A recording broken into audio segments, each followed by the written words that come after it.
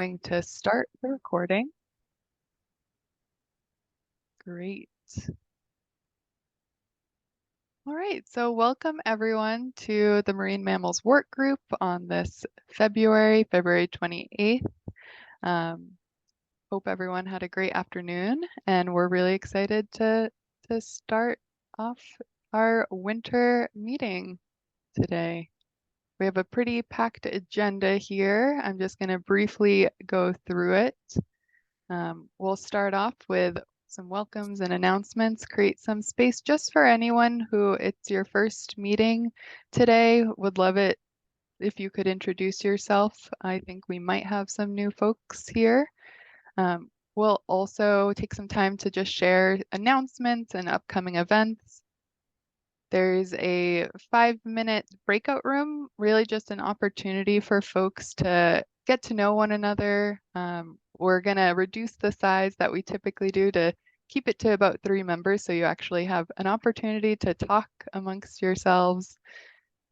We'll then get into our updates and presentations. We have a Orca's Vital Sign Indicator update from Michael Weiss, a development of a robust estimate of Orca occupancy in Puget Sound, and our last presentation update of before break is an update on the noise and marine water indicator.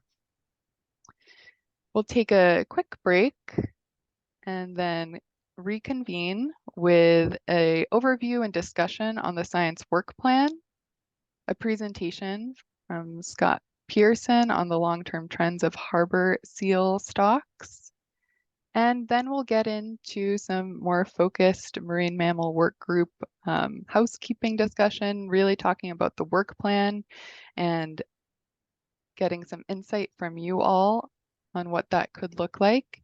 And then we're going to reserve time at the end of the meeting for member updates.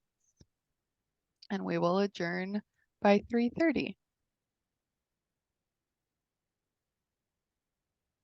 All right, so I have some announcements to go through, and then I'm going to pause if anyone else has anything they would like to add.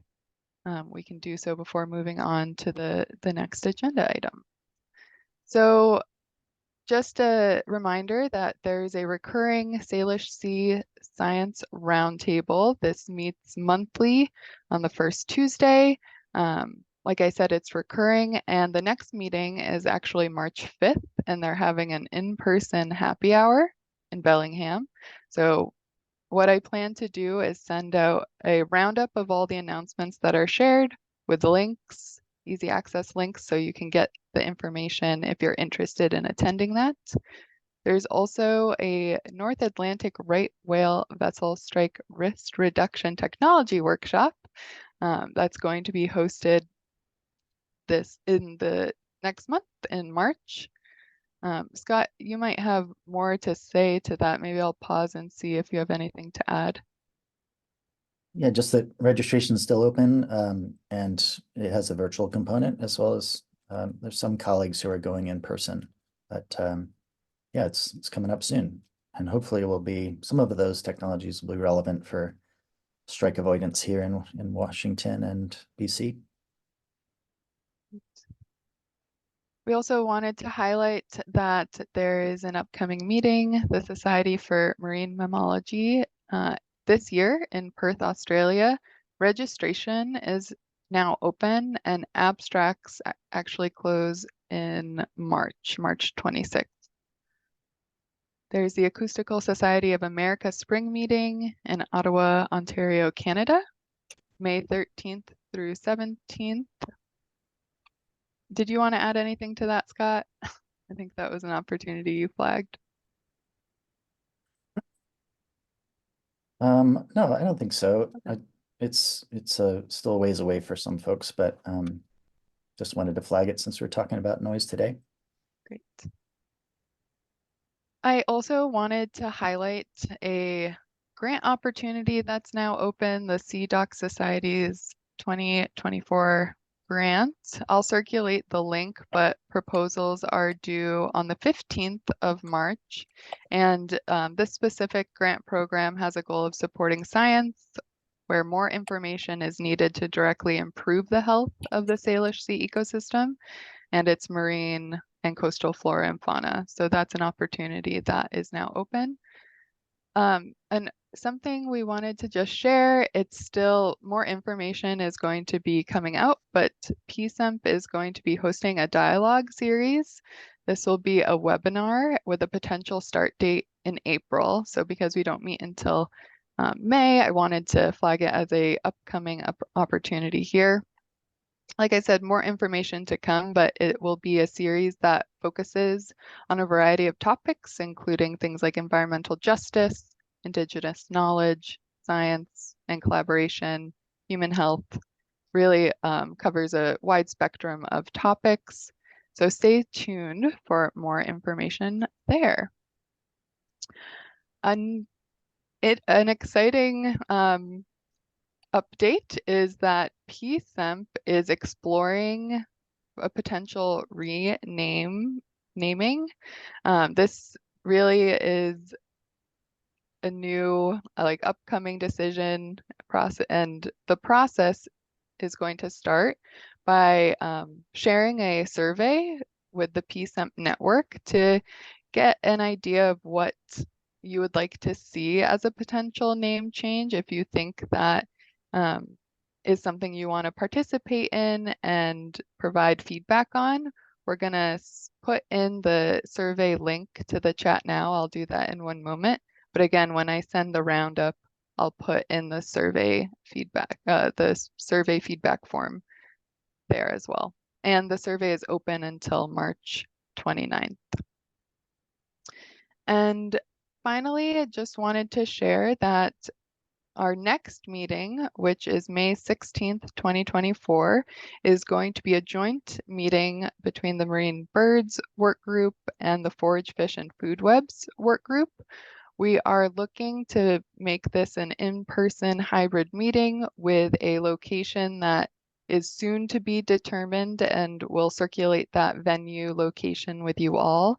Like I said, this will be an in-person hybrid, so there's an opportunity to come together, but also an opportunity to just log on to join virtually as well. And more, like I said, more information to come there on building out the agenda for that meeting and all of that.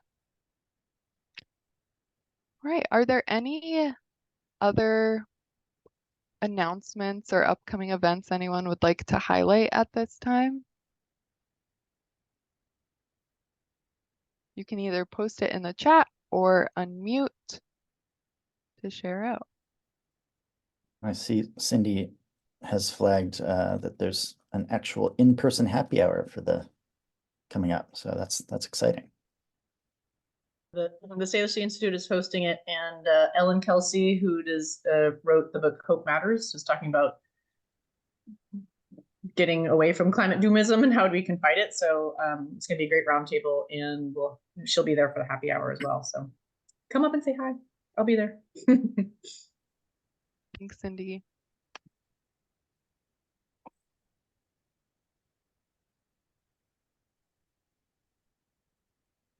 Any other events anyone would like to highlight and that we can capture in our follow-up, immediate follow-up to the group?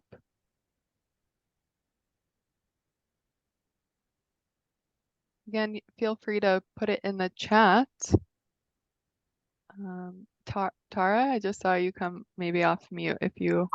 This is more of an NGO driven event, but June is Orca Action Month, and I know that Rain Adaman from the Washington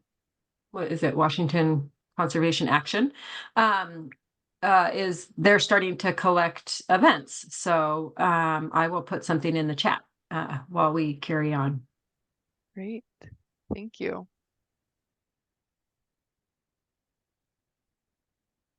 Okay, feel free to put in anything else into the chat, and we'll make sure to capture that and circulate it in a follow-up email following this meeting. I also noted at the beginning, if there are any new participants, new members that are here today that would like to introduce themselves, I just wanted to hold a bit of time if you are interested in introducing yourself to the group.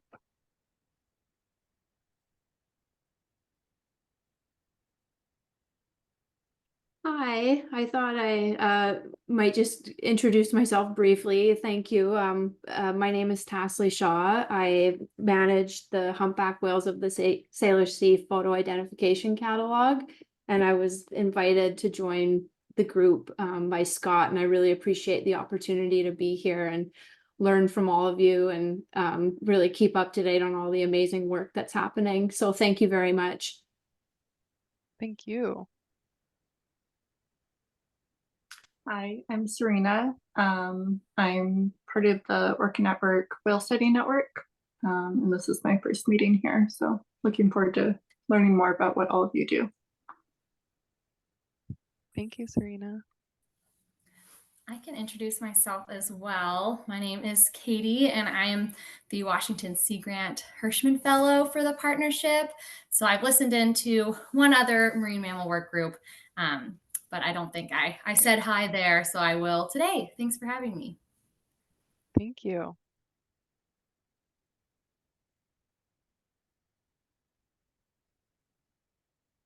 I'll say hi. Good afternoon, everyone. I'm Lieutenant Commander Margaret Woodbridge with the U.S. Coast Guard in Sector Puget Sound, and I'm the program manager for our cetacean desk that just launched last week with a lot of help from a number of people I see in this meeting. So happy to be here and hearing the latest that's going on. Thanks. Thanks so much. And if anyone else is on a phone line that would like to just introduce themselves so we can note your attendance, that would be super helpful. We do have some call-ins, but no worries if not. Good afternoon. This is Frances Robertson, San Juan County. I'm calling in from number 360-819-9821. So thank you for keeping me company on a dreary I-5 right now. Thanks. Thanks, Frances. Okay. Great. All right. Feel free to, I think everyone who would like to, say their hello has done so. This meeting is really open to anyone who would like to participate. So just looking to everyone on this call, if there's anyone you would like to involve in the work group, or you would like Scott or myself to reach out to invite, please don't hesitate to reach out to us and make that connection. Just wanted to note that before we move on. Great. All right. So the next part of the agenda, and I put this little comic here because I came across it. It's a comic that I follow and it made me laugh and think of you all. But our next agenda item is breakout rooms.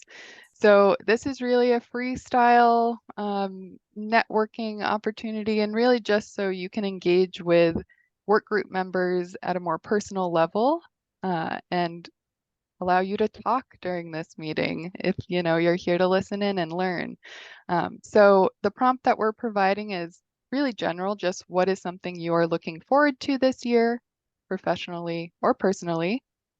Candace is going to put us all into breakout rooms, excluding myself and Candace and Taylor. And it's really free time for you all to get to know one another. So we'll reconvene in about 5 minutes. You'll be taken out of your group and put back into the main room. So with that, I think Candace is working behind the scenes to make it happen. Yes, sorry, give me just a moment, folks. Okay. Oh, and thanks, Cindy, for the reminder. When we come back, I'll put that link into the chat. for the renaming survey. Okay. All right.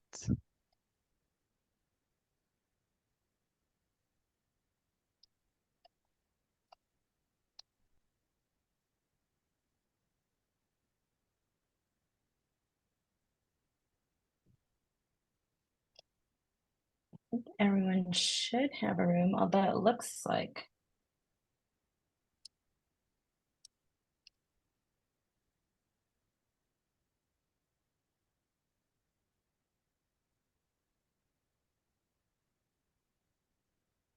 So maybe Brad didn't get, yes, so let me see.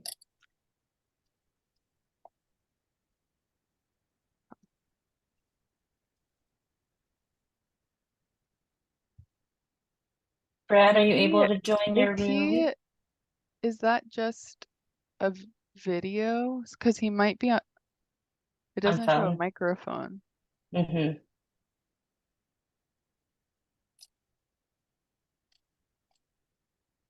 So maybe he is in a breakout room.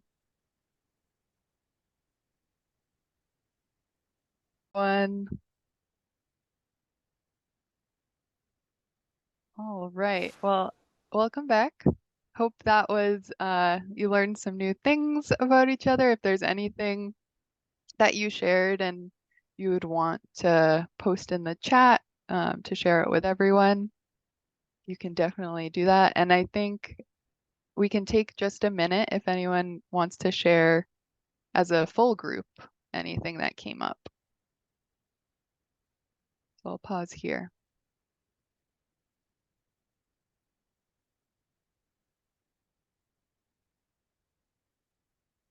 Scott, did you want to know anything? I was maybe going to jump in. I was Yeah. starting to write it into the chat, but I was just going to point out there's a new paper that came out just today in Royal Society Open Science on changes in humpback whale population size in the North Pacific. I'll put a link to it in the chat. It does document a decline in North Pacific humpback whales overall in the North Pacific, even though they've continued to increase in our waters. It kind of shows that in some areas like Alaska, they've made a major decline. And this was Ted Cheeseman as the senior author. Someone already put a link in. It partly was facilitated through the Happy Whale and AI matching, but it includes all of the West Coast photo ID data we've gathered over the years, and even incorporates the splash study from the mid-2000s to look at trends through that time period, including that. Wow, exciting stuff. Thanks, John.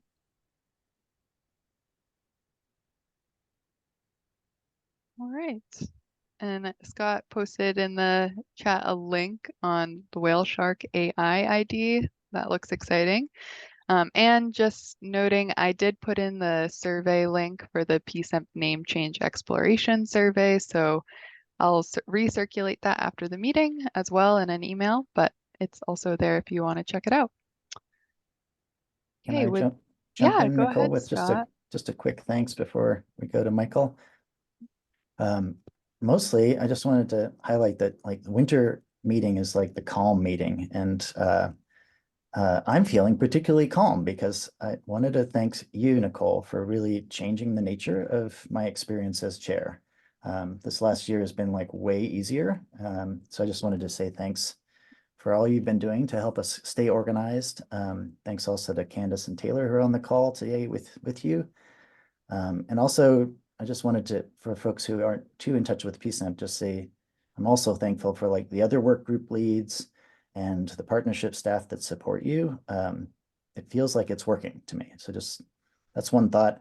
You already kind of said this, but I just want to reiterate that I'm thankful to all you who are participating, both new and old today. There's been quite a few contributions this last year to like, my little experience in sharing better. We have a shared Google photo album I'll link to just for some eye candy today. But thanks to a bunch of you for contributing photos to that. I think that'll be really helpful as PSEMP develops a new website over the next few years. And lastly, just reiterating what you said about trying to remember as members and observers to think of other people who could benefit from ARC3 quarterly meetings and our email list. Everybody's welcome to subscribe to the list and participate in the meetings. For those of you who are getting more engaged, you can join a species committee. So we've sort of formed committees for each Sailor Sea species. And lastly, I'm going to take a sabbatical in about 2 years. So I just want to keep inviting you to serve as assistant chair over the next couple of years, because I'm going to turn into a pumpkin before too long. Thank you so much, Scott, and definitely thanks to everyone, all the members of the work group, definitely Scott as well, for helping guide not only the work plan that helps us kind of develop these agendas, but also agenda suggestions and talk suggestions. We really try to make this time valuable to everyone who's participating, and hope that's something you all feel in attending these meetings. And I think we'll be starting to, try to, if you're interested in chairing, co-chairing, assistant chairing, don't hesitate to reach out, because we would love to work with you. Great. All right, and with that, I think what we're gonna turn it over to Micheal Weiss from the Center for Whale Research, who has an update on the number of southern resident killer whale indicator. So, as many of you know, the Marine Mammals Work Group contributes to the Orcas vital sign, which currently has one fully developed and reported on indicator, and that's the number of southern resident killer whales. So with that, I'm going to hand it off to Micheal. And Micheal, do you want to share your screen? I can also just stop sharing so you can see faces. No, that's totally fine. I do not have any slides or anything. It's a pretty straightforward update. But yeah, thank you. Happy to be here. Yeah, this is my first one of these meetings, but I thought I'd wait until now to speak up and introduce myself. Hi, I'm Micheal Weiss. I'm the research director at the Center for Whale Research. Our main, I think almost everyone here would know this, but just in case, our main research activity is the annual census of the southern resident killer whales through photo identification. We're contracted to do that by NOAA and now also by DFO. So we do a census, and we kind of come up with two numbers throughout the year. We have our July 1st count and our January 1st count.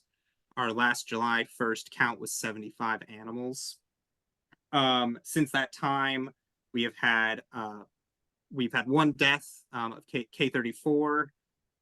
Was last seen actually kind of in early July of 2023. And we also had one birth, which was J60. Unfortunately, J60 also is now deceased.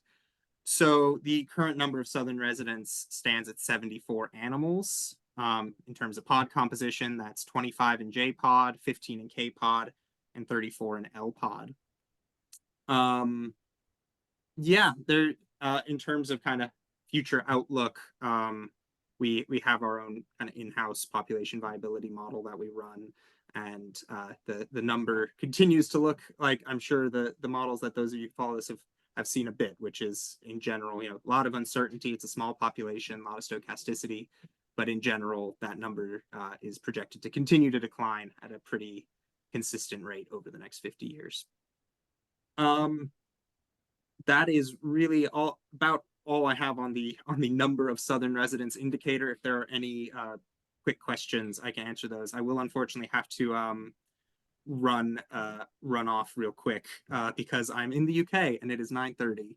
So, but if there are any questions, happy to take them on here. Any questions for Micheal?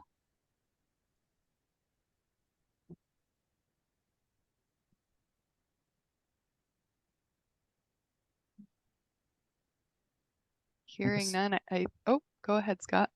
Oh, just a practical one, Michael, while we have you, before you fall asleep.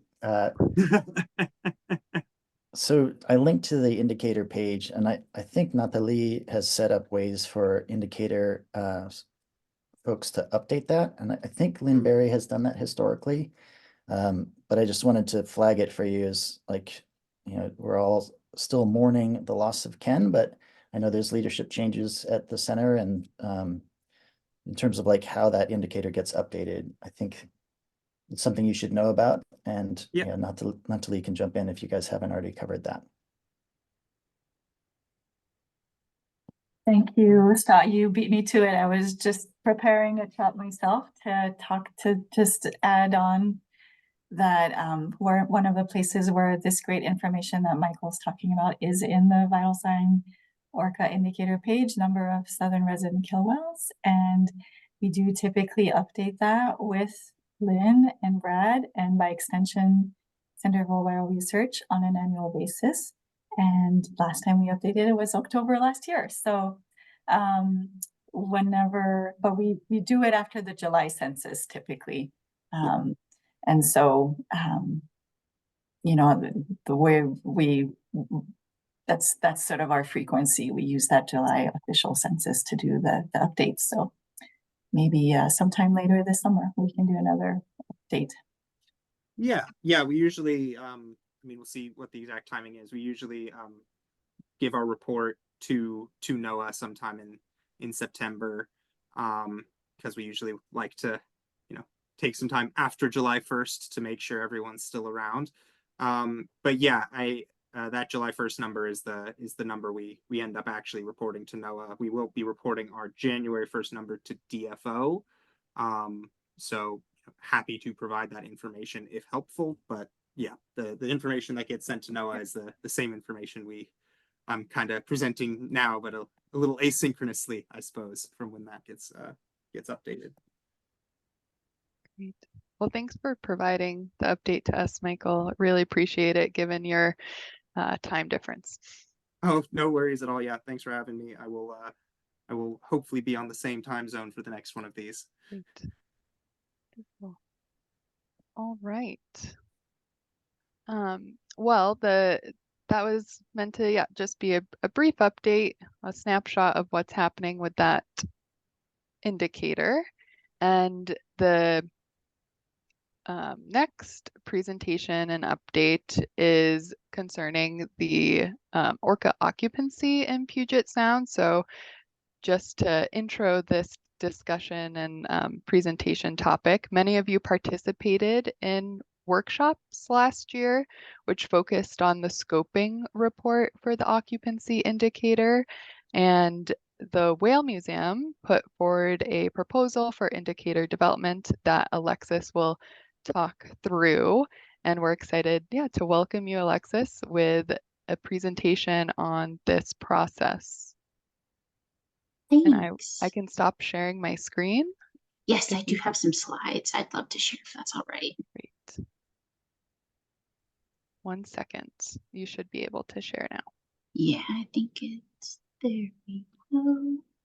All right. So first of all, just thank you so much for the invitation to come and speak with you all today. I really appreciate the opportunity to just sort of talk about some of the research and the projects that we have on the horizon.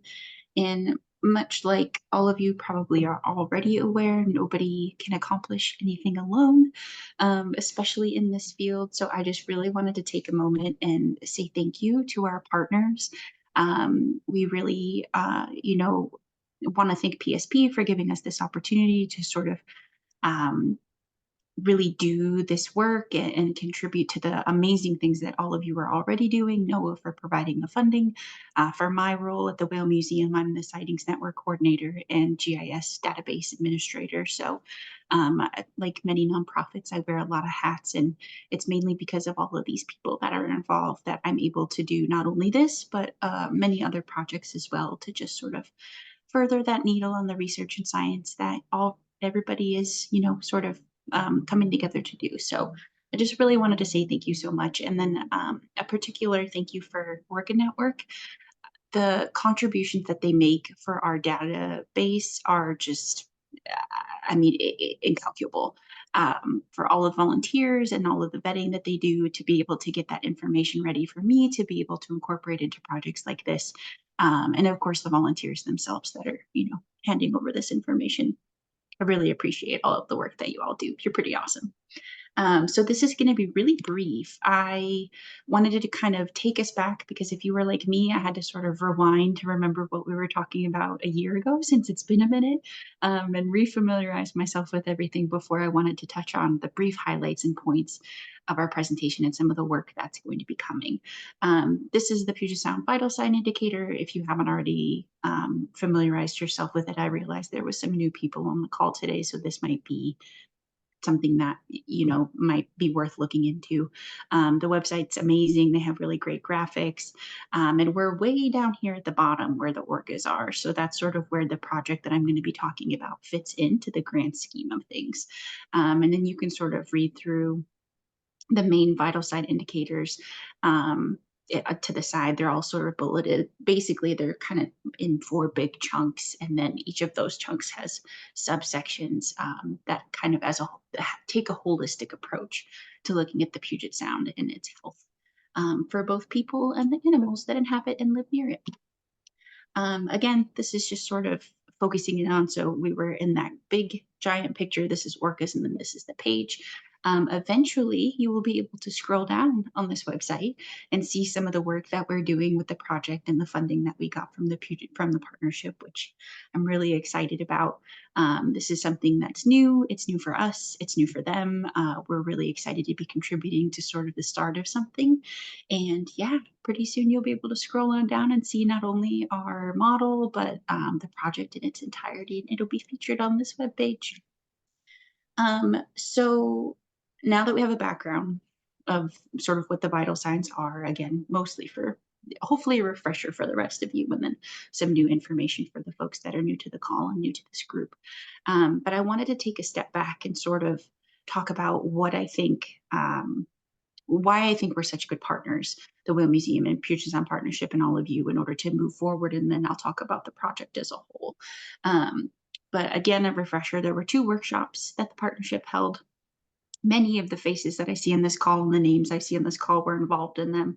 So just sort of as a refresher, the first one talked about like inventorying existing resources, how you could document that, different collaborations, much like this call is, of like who's doing work, trying to make sure that we're not replicating, work and science that's already being done, and then really just brainstorming the indicators and the metrics for those indicators. The second workshop was talking about generating new occupancy metrics, and then the proposed uses for those. Again, trying to, reduce redundancies and just make sure that everybody's on the same page, and that people aren't out and sort of working in a silo and not knowing what other folks are doing. So that was sort of how this started. One of the things that I'm really proud of the Whale Museum for doing is we have an archive that is so old. We have historic records that go all the way back to 1940. Really, the database in its current form started around, the late 70s, early 80s, and it's just continued throughout. So the longitudinal value of this data set is crazy good. And so it's a lot of that allows us to look at trends and habitat use and status updates. It eventually helped, with the critical areas designation, because of this information that we were able to gather over such a long period of time. We were actively able to point to these different trends that we were seeing, going, no, this place is worth protecting. Here's the science to back it up. And then, of course, relate that to policy and lawmakers. And so having these 2 things, knowing that Puget Sound Partnership was looking for metrics, they were looking for a way to identify indicators and sort of like gauge as a metric of health, and knowing that we have this information that goes back decades, it seemed like a really good fit to move forward and collaborate on this project.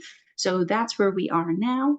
And we're talking about the development metric of Orca occupancy in Puget Sound, and sort of this is going to again feed into that indicator that you saw before of the Orcas. So that sort of is just kind of how we got here. And now I'm going to talk about where we're going. So basically, the Whale Museum and all of the people that make up the sightings database of the Whale Museum really wanted to look at the indicators of not only southern resident killer whales, but we also want to see, anecdotally, there's been an increase in Big's presence in Puget Sound, especially South Puget Sound. So we want to look at what they're using the ecosystem for and some of the habitat uses, even though that's not the critically endangered population. They're still in this habitat and they're still using it. And we want to better understand how and what they're doing and when and where they're doing it. So basically our objective is to build a metric and build this model to be able to sort of quantify as best we can how these animals are using their environment and what they're doing there.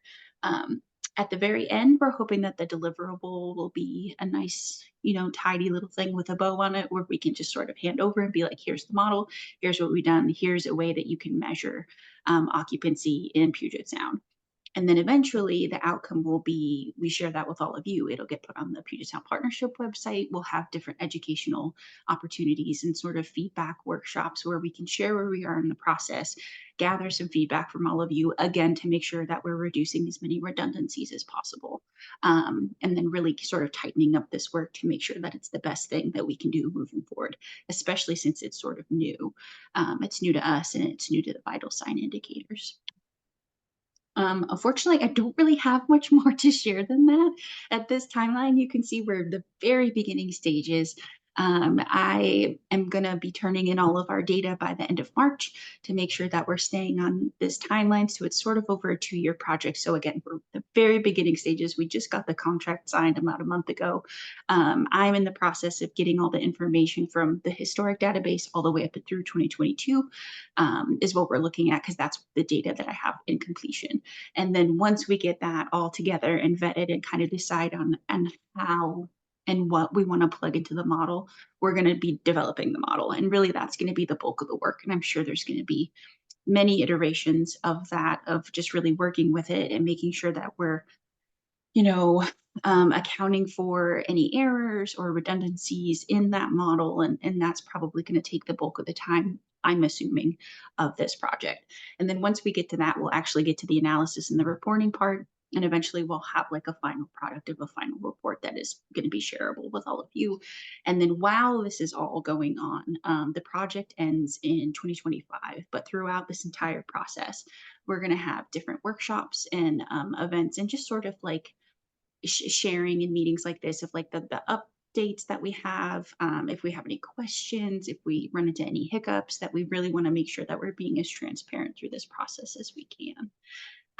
So yeah, that's, again, I'm sorry I don't have more detail for you. We're early days, but I was really excited to share and sort of talk about some of the upcoming things that we have and a lot of the work that we're going to be doing and how we got here. So if any of you have any questions, I also have Laura and Brad from NOAA with me on the call, so they can hopefully answer anything if you have more technical leaning questions. But yeah, this hopefully was just an overview and an update and a really general, broad indication of what we're doing and hopefully where we're going. But yeah, thank you so much. Thank you, Alexis. I thought that was a wonderful overview and really helpful to know what's coming up on this indicator development. Any questions? Yeah, I've got a question. Go ahead, Monica. I guess one of the main themes of the workshops, or one thing I took out of the workshops, was the importance of kind of broad partnership and collaboration on this kind of thing. And so I'm just curious sort of what data sources you're planning. Is it, to implement? Is it primarily Orca Master? And if so, I thought from one of your presentations, maybe even at one of those workshops, that was mostly Southern resident focused and maybe not as exhaustive on the Big's killer whale front. And so I'm curious about just kind of data for Big's killer whales specifically. Yeah, that's a fantastic question. Thank you so much. So one of the things, and I think people just don't know about this, so I'm always happy to have a platform to talk about the Whale Museum and the data. We collect data for all marine mammals in all of the Salish Sea, and we have a whole host of ways that we do that. So we have Big's killer whales data that goes back just as far. Obviously, the the primary focus of a lot of these conversations is the endangered southern resident killer whales. That's where the primary funding comes from for this program. But we have big killer whales, all different sorts of baleen whales, porpoises, pinnipeds, you name it, we've got it. And these come from a variety of sources. They come from researchers like a lot of you all. I'll get my data that way. Orca Network, again, is a huge contributor for a lot of people, including you, Monica. I have a lot of your sightings that go into that Orca Network database that they share with us. We get them from boat captains. We get them from, the BC Cetacean Sightings Network, iNaturalist, a lot of the Facebook groups, around in and around the Puget Sound, including a lot of the Canadian partners. And that's where a lot of this vetting takes place. Is it can take quite some time to sort of go through those, especially since the majority of them are from the public. The Whale Museum has its own hotline, both an email and a phone number that people can call if they see something. That typically happens when people are in and around the San Juan Islands, which is both good and bad. In the winter when there's not so many visitors, it's nice that the locals can call and be like, I saw, transients on the west side. Where else do we get our data? We get acoustic data, both from SMRU, and we'll get some of our stuff from Scott Beers, which is great. Thanks, Scott, for that. And that's sort of a nice double check to just sort of really, again, vet the information that we're getting to be, try to be as accurate as possible, understanding that there's always going to be bias when there's opportunistic sightings reports, especially from the public. But yeah, we get it everywhere. If there's data out there, I probably eventually get it. I'm usually about a year behind in my data entry. Hence the reason that's one of the reasons we wanted to do just the historic sightings up through 2022 is it does take a long time to vet all of those reports to be able to input them into the sightings archive. Does that answer your question? Sure. Yeah, and I think definitely more information to come potentially, Alexis. Is that since you're just starting, do you anticipate the touch points that will happen throughout the year to get more into those details? Yes. So there will definitely be opportunities and chances going forward to share, again, not only in meetings like this, but we're actually going to be doing some contract work with True Winds Consulting to host various workshops. One of the things is once we get to the modeling stage, that's where we're going to want some feedback from all of you to just sort of have that gut check of, are we headed in the right direction? Does this seem right? And that's one of the things that I'm really excited to also be looking at BIGS data. I feel like BIGS are often left out because obviously Southern residents are the ones that are endangered, but BIGS are just as important to the environment. And we don't, at least, again, anecdotally, have as good of an idea of tracking them from a historic standpoint up through a contemporary time to see how they're using the environment, where they're hanging out, if there's crossover, and how much between Southern residents and BIGS. So yeah, I'm excited for this project for a lot of different reasons, but there will definitely be several points going through. If any of you on the call aren't familiar with Orca Master, that's an annual report that the Whale Museum does that looks exclusively at Southern resident killer whales and has many of the same data contributors in it. So that'll give you some idea. I think there's like 6 or 7, including Sound Watch and, Straight Watch and the various stranding networks that we have. So we're really fortunate to have so many partners and collaborators. And I think we'll do one more question because I see your hand up, Scott. Thanks, Nicole. And thank you, Alexis, for giving us an early view. I'm actually going to put my question in the chat so you can take a look at it, Alexis, and respond at your leisure. Yeah, thanks. That sounds great. Well, thank you so much, Alexis, for coming in, providing that overview. We really appreciate it and excited to see what the next steps are. Perfect. Thank you. And yeah, if you have questions moving forward, put them in the chat and I'll get to them as best I can. Awesome.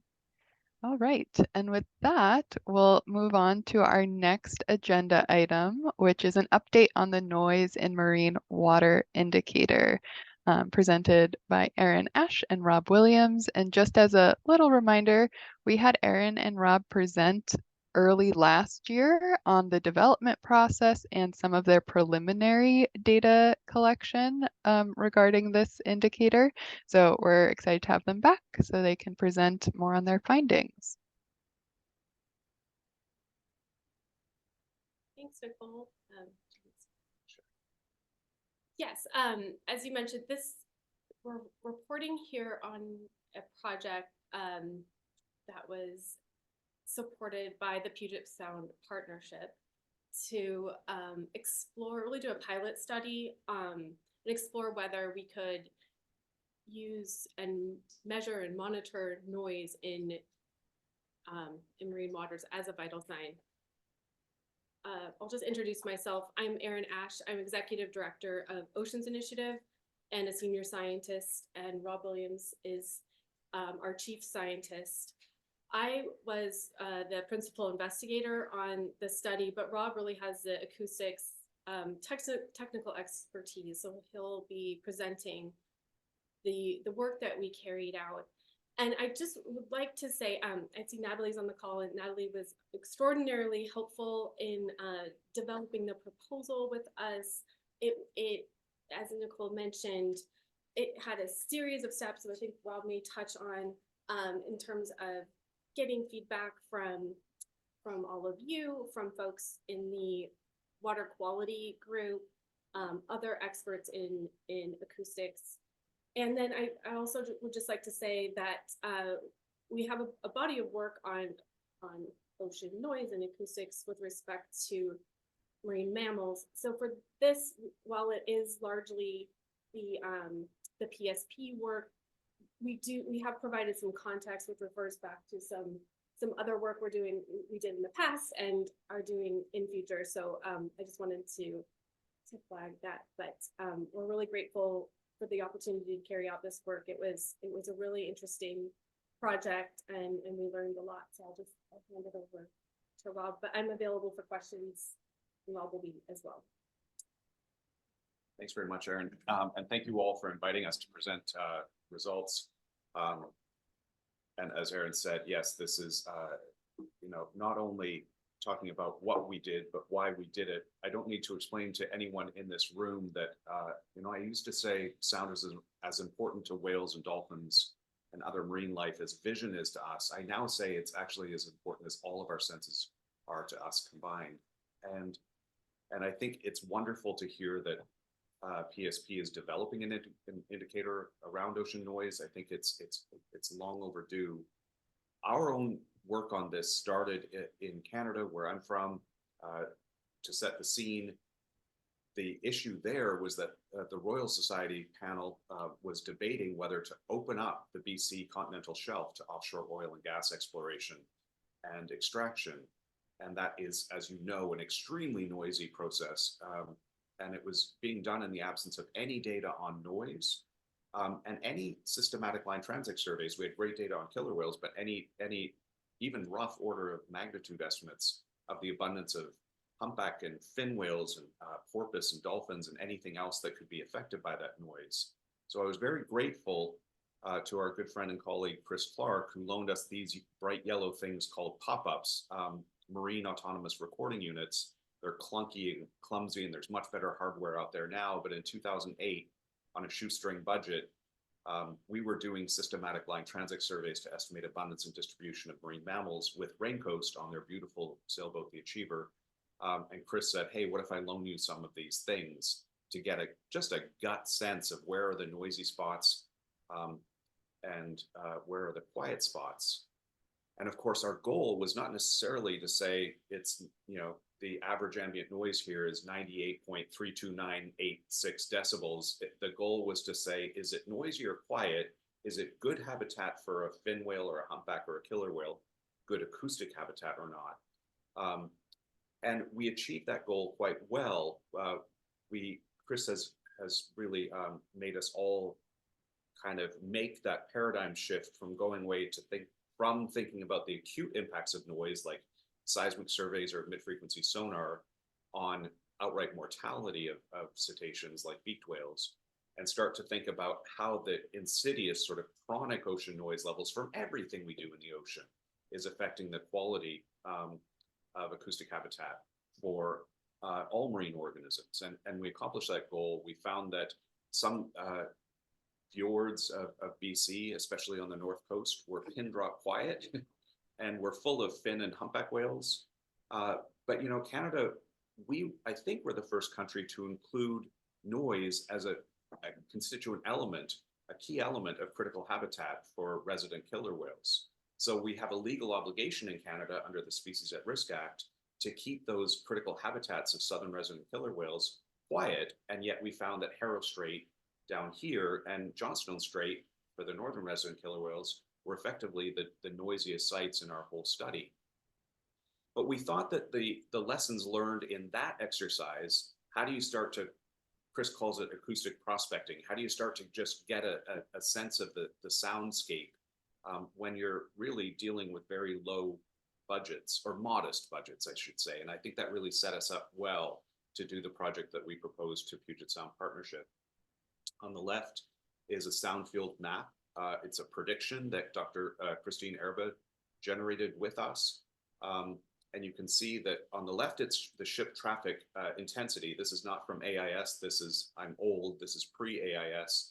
People would call in on their VHF to the Coast Guard, and we'd connect the dots and manually reconstruct those tracks. On the right is Christine's best estimate of noise levels. And you can see, of course, the Salish Sea is bright red. And so we have some quiet areas up in the north coast of BC that we'd like to keep quiet. We have some noisy areas down in the Salish Sea and elsewhere that we really need to quiet. I have this picture of the pop-up here to remind you that we also did a validation exercise that I think will be really useful in thinking about what I would recommend we do in Puget Sound and the Salish Sea, which is build a prediction, make your best guess, a hypothesis, and then test it with real data. And in this case, we didn't use the absolute noise levels because the pop-ups themselves are old and clunky, and you can hear the hard drive whirring up. There's some self noise, but the ranking from the noisiest to the quietest correlated perfectly with our predictions of what we expect to be the noisiest and what we expect to be the quietest from Christine's sound field map. Now, we didn't do anything quite that sophisticated for the PSP project. We didn't do a proper sound field map. I think that would have been more than the budget altogether.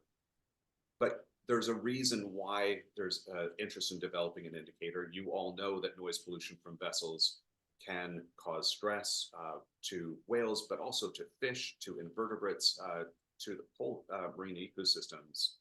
And we're also doing some work that shows that small boat noise can elicit avoidance responses in herring and juvenile salmon that look to all, to me at least as a behavioral biologist, like anti-predator responses. And our friend Inga Vandernap, gave us a video that I don't think I'll play now because it's it for some reason didn't save. It's not important, but there is a startle response. So even herring and juvenile salmon respond to noise at sufficiently high levels. So this is where the healthy water quality recovery goal sits. And I understand that noise is going to fall within that, but of course it's very much relevant to the work that we do, those of us who care about marine mammals. So our aim for this project was to provide some data to fill in some gaps relative to the data-rich regions off the Port of Vancouver, the Canadian side of the Salish Sea. Give some, I don't want to call it quick and dirty, but some rough measurements of noise levels throughout Puget Sound that can help ports make some smart decisions about how to incentivize efforts to reduce noise from individual ships, and ultimately provide some data and some guidance that may be of interest as PSP and its partners develop that vital sign indicator to make sure it's grounded in evidence, so that when we say we want to keep an area quiet relative to what? So I don't need to tell anyone here that, of course, in contrast to our seed projects, our pilot projects in 2008 to 10 with the pop-ups, Canada has invested enormous sums in partnership with Ocean Networks Canada and JASCO and all those other partners named here to improve the quantity and quality of data with, some of their listening stations at the Port of Vancouver are $10 million stations. These are major investments, not to mention investments in an entire data hub that is taking on a petabyte of data a year. with teams of people whose job it is to manage the data. What we tried to do for this proof of concept project was to draw on the lessons that were learned in Canada and to try to scale them back, much in the way that Val and Scott Beers have been doing with Orca Sound. How can we take what we know as best practices and try to pull them off with very modest budgets? And I just want to thank Scott, since he's here, and Val for their major contribution in collecting the data, but also the open source software tools that make all of this much, much easier than it was in 2008. So we proposed a three-pronged approach to effectively identify areas that we thought should be quiet, should be noisy, and some places that are in between. You all have helped us with peer review of that study design and our site selection. And I want to thank you for that. A second prong of our study was to train community science and how to collect spot recordings on good quality equipment, but $1,000 devices that were built by Joe Olson. And then using our expensive calibrated hydrophone, collect some calibrated, reliable, trustworthy recordings that we could then pass on to Scott in case they are of interest as he calibrates his Orca Sound hydrophone nodes. Potentially they could use then to then back calibrate a time series of potential trends in noise levels in the Sailor Sea. So here are some maps of ship traffic on the left and small vessel traffic, the subset of small vessel traffic that transmit AIS in May and June of 2021. And we used those to identify some areas that we thought would be, should have high, medium, and low levels of noise. And of course, our budget was quite modest. Here is the map on the right. I'm just, this summed ranks, we can go into the details if you have questions later, are things that are yellow in the cool colors, are places that are high, we think are high priority because they are either high traffic, shallow enough water for these $2,000 or $3,000 sound traps to be deployed with a rope without having to buy multiple $1,000 ropeless releases for deep water. They're also distant from Scott's existing nodes, so we weren't duplicating efforts. And we chose 5 sites with your help. The 2 noisy areas that are circled in yellow, one that we thought should be moderate, the greeny blue one, and 2 quiet areas, 2 areas we thought would be quiet in purple. And this was to test our hypothesis that we showed you in British Columbia, that the areas with the most ship traffic ought to be noisier than the areas with the least vessel traffic. We deployed the devices. The sound traps are sort of our high quality, most expensive recordings, estimated broadband ambient noise levels, collected recordings for calibration. And then we distributed 5 of Joe's hydrophone kits to community scientists throughout Puget Sound and offered training on how to do the data collection, how to share the data. And we, of course, did the analysis. I'd like to focus primarily on the sound trap results because I think those are the most reliable data. We could talk later on about the lessons learned about trying to cast the net wider and collect many, many more opportunistic recordings from community scientists. We use the International Quiet Ocean Experiment protocols for opportunistic recordings, for spot recordings. But the bottom line, the big lead up front, as they say, is that we got not all the kits were used. Of the ones that were used, not all resulted in data being returned.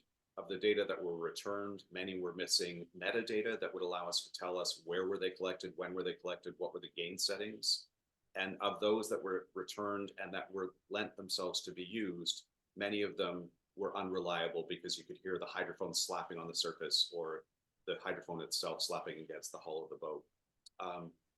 In contrast, the 5 sound traps work very well, even though they're only a few $1,000s. They're not millions, they're not hundreds. They're good equipment. But one of them went missing during a crab pot opening off Whidbey Island. And so we only got 4 of them back.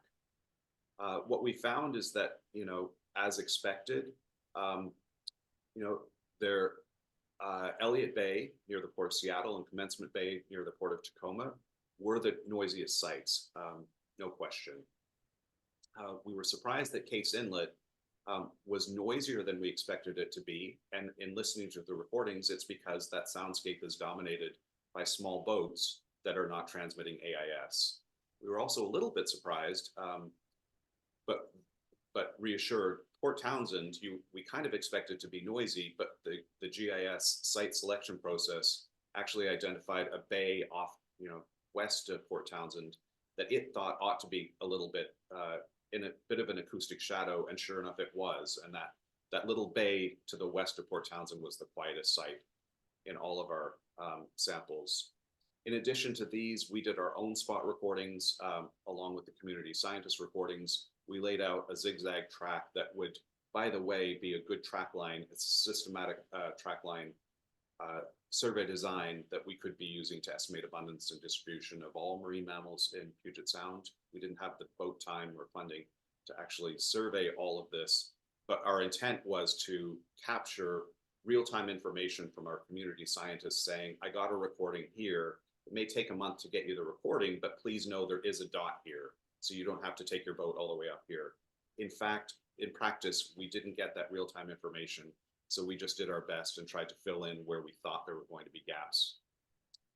Now, all of this is immaterial if you don't have a receiver. The noise levels themselves are fairly uninformative, unless that's what we want our indicator to be, to just pick something that says, in terms of the acoustic environment, we want it to be below 100 dB as European policies are starting to do.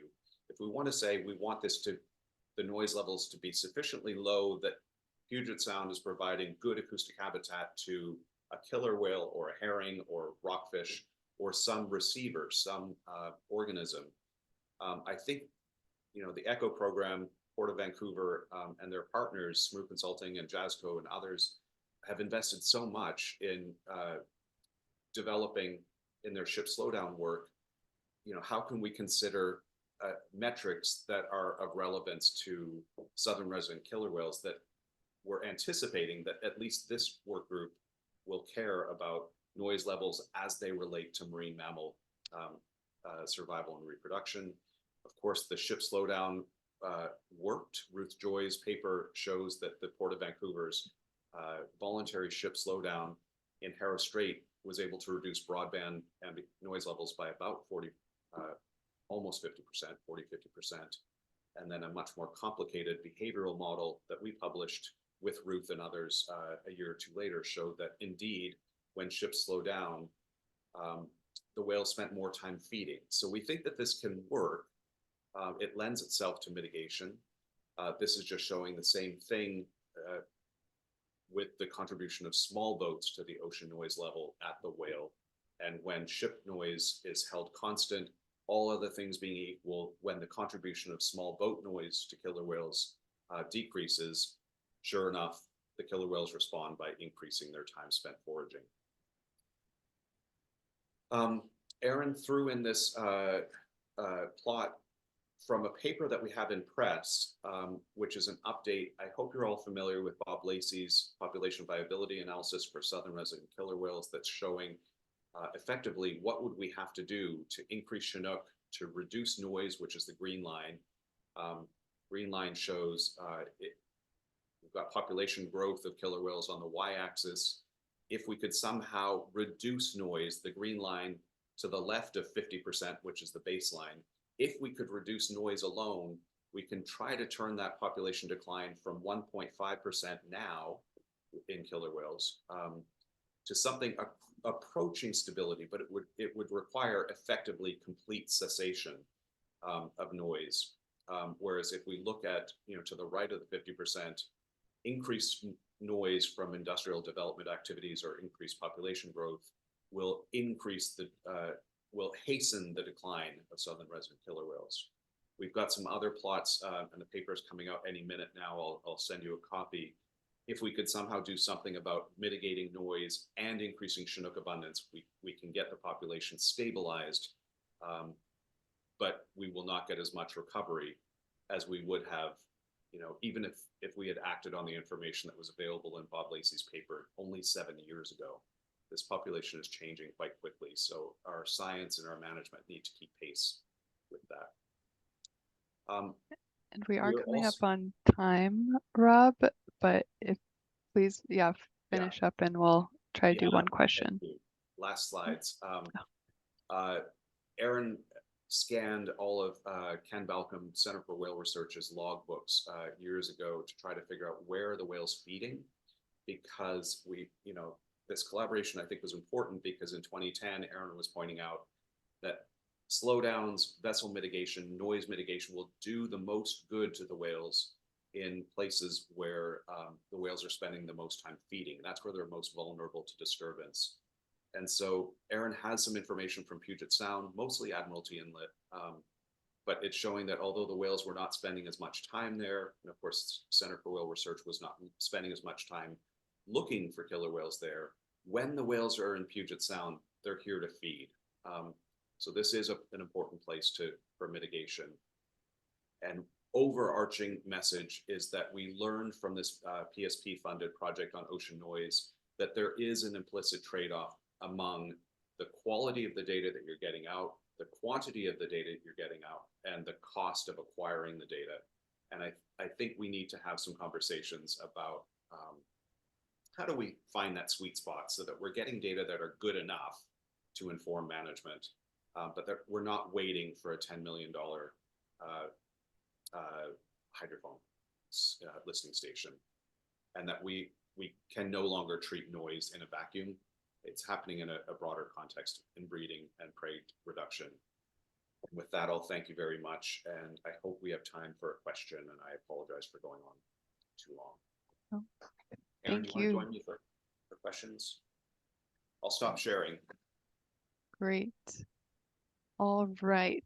Any questions for Rob and Erin? I think we'll do one or two. We'll still keep our 5-minute break after this, but just shift some of the agenda items to follow a little bit. So I'll open it up. You can raise your hand. Oh, and I see, or unmute, John. Yes, I had a, thanks. I was just starting to look for my hand button, but Rob, a couple of quick questions. One of your quiet zones looked like it was right in Admiralty Inlet, which I would think would be one of the noisier spots. And I just was curious of that slide showing your locations, if that was right or it was maybe misplaced. It just puzzled me to see it at what I thought would be one of the louder spots where ships are picking up speed. Anyway, while you look at that, my second thought was your on your transect design that you had for Puget Sound. It looked like you sort of opted for kind of sticking with straight lines. That when I imagined what would work well for an aircraft, but if a boat was being used, would end up involving a lot of deadheading to get around, get from one inlet to the next, and almost wondered why you wouldn't think of doing more a sawtooth within an inlet so that you wouldn't have that greater than 50% deadhead time on that, if there was some thinking there. Yeah, it's a good point. And I think if we had funding to do a systematic line transect survey of Puget Sound, I would do that, take that approach that we used in British Columbia when we did our systematic line transect surveys there, where we used GIS to carve out a fjord, an inlet, a subsection, design a parallel line or a zigzag design for that, and then randomly sample those smaller, more manageable regions. Yeah. This was not a marine mammal line transect survey. This was just, how could I introduce some sense of a systematic or a randomized approach to collecting spot recordings to complement and supplement the information coming out of the sound traps, But in the event, it was contingent, it's predicated on getting real-time data from community scientists about where their boat was and where they were collecting recordings, so that we could use this to fill in the gap and say, we don't have any recordings near Transect 12. Someone ought to go down to Transect 12 and collect a spot recording there. In the event that didn't work out, we were not able to get real-time reports. And so I think that's a good lesson learned, that if we're relying on we choose people to join community science projects because they're on the water, but they're on the water because they're busy, And so I think the big lesson learned is, that if we really want to have good, trustworthy, reliable data from those sites, we need to have the budgets that allow us to sample them, collect the data where we really want them. I do see your point now about there's a tiny little bay inside Whidbey Island that GIS said was somewhat buffered from ship traffic. In the event, that's the one that went missing. So the result doesn't affect our, it doesn't enter into our result at all. We don't have any data from it. But it's a good point. I was surprised by it too. Just in the respecting the presenter's time, after the break, I do want to just note, we will take our break. Don't want to, stop any questions from happening for Rob and Erin.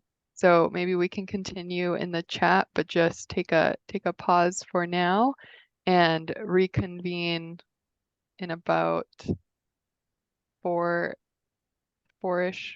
minutes. Let's say 2:22. We'll return, but please keep questions coming for Rob and Erin if you're able to hang on and answer in the chat. From Puget.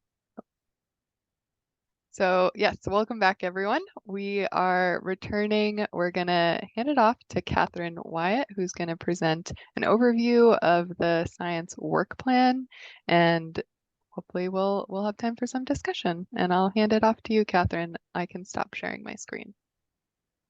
Thanks, Nicole, and really wonderful to be here with all of you. Can I get a time check, Nicole? I can be pretty nimble. So how much time should I use?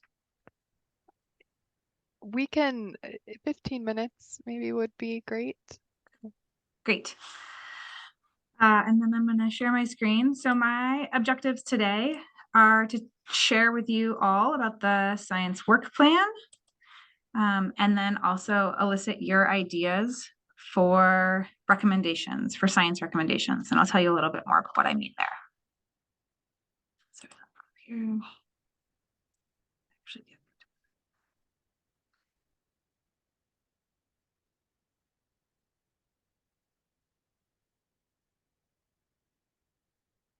So the science work plan is a product of the science panel and is released every 4 years.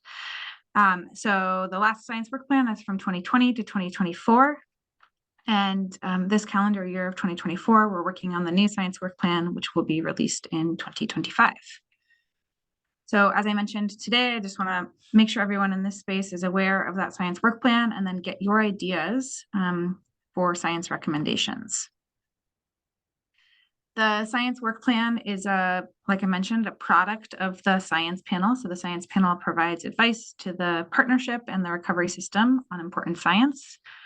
And the science work plan itself is an opportunity for the panel to reflect and elevate important science needs from across the region. And there's two really important things here.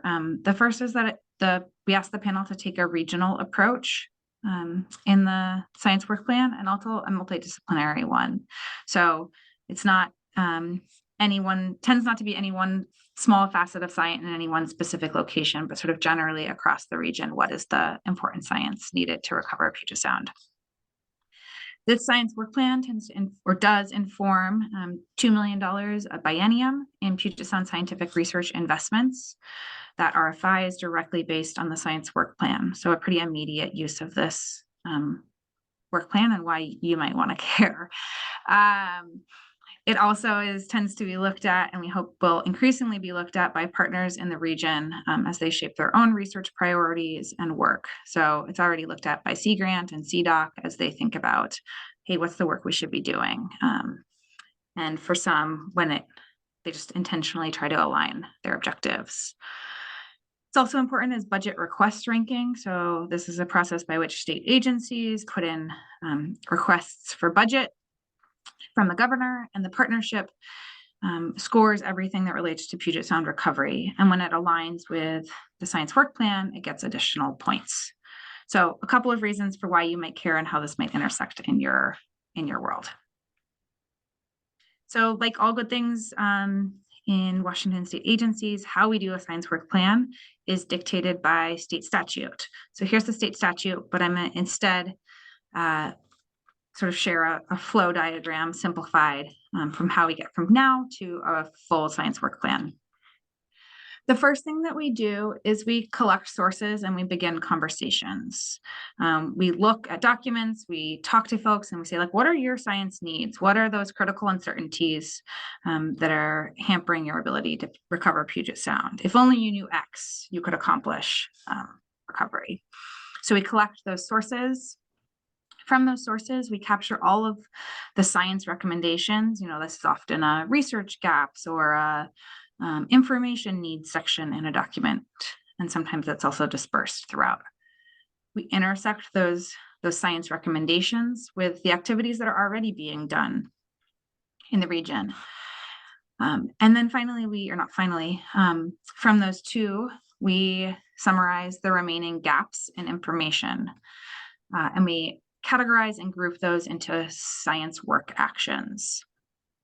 The panel then goes through a prioritization process based on some objectives to elevate some very specific science work actions. The last science work plan highlighted 15 priority science work actions in the bulk of their work plan, and then the appendix does include all of the science work actions that they've identified, but there tends to be a lot of attention on those priority ones. And then over here in the lower right, you see this sort of like floating box.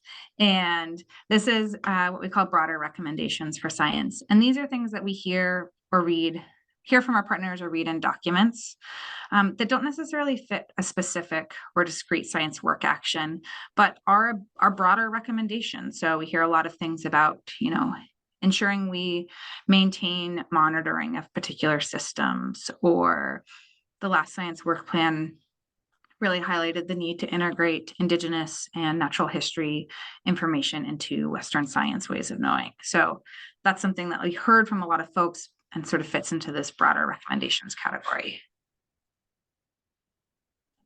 When we go to understand and identify those science recommendations, we tend to look in three places.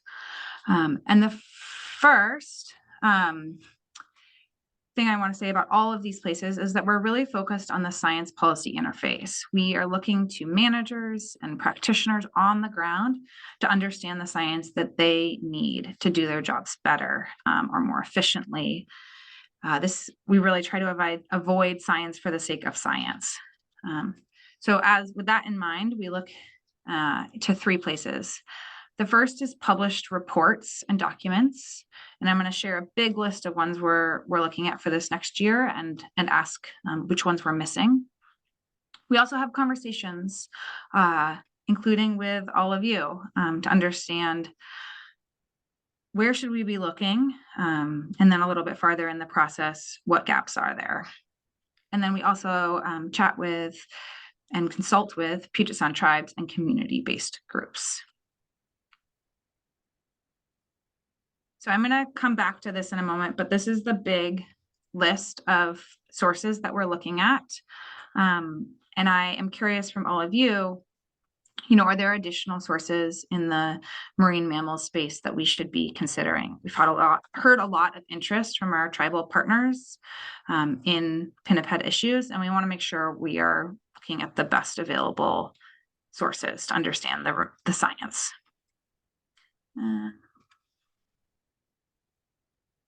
Okay, so I mentioned, where do I want to go here?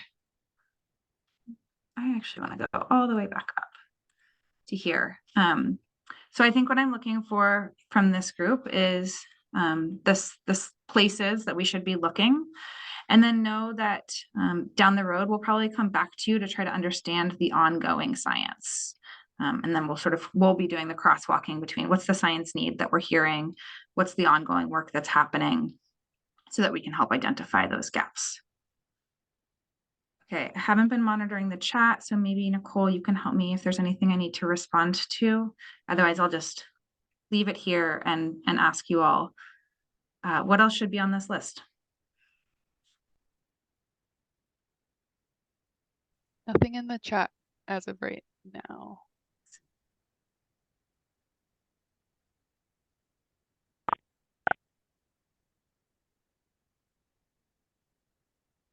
Folks can take a second. Oh, yeah, go ahead. Oh, go ahead. I was gonna say, yeah, it might take a second for folks to take this in, but you can raise your hand, unmute, or type in the chat. We do have Tara noted the 2019 Orca Task Force recommendations. I see it though now on there, sorry. Oh, no. Yeah, thanks, Tara. I think maybe Katie Love has been in touch with you to make sure that we're capturing those updates. Yes, she is. Yep.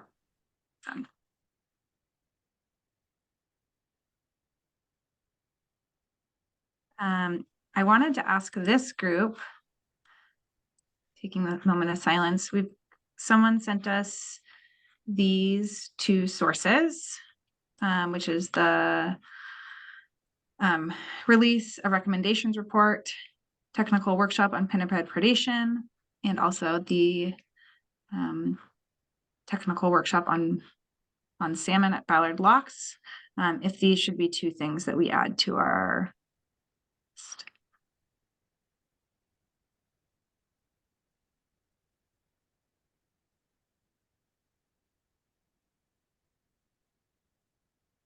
I know we have some folks who.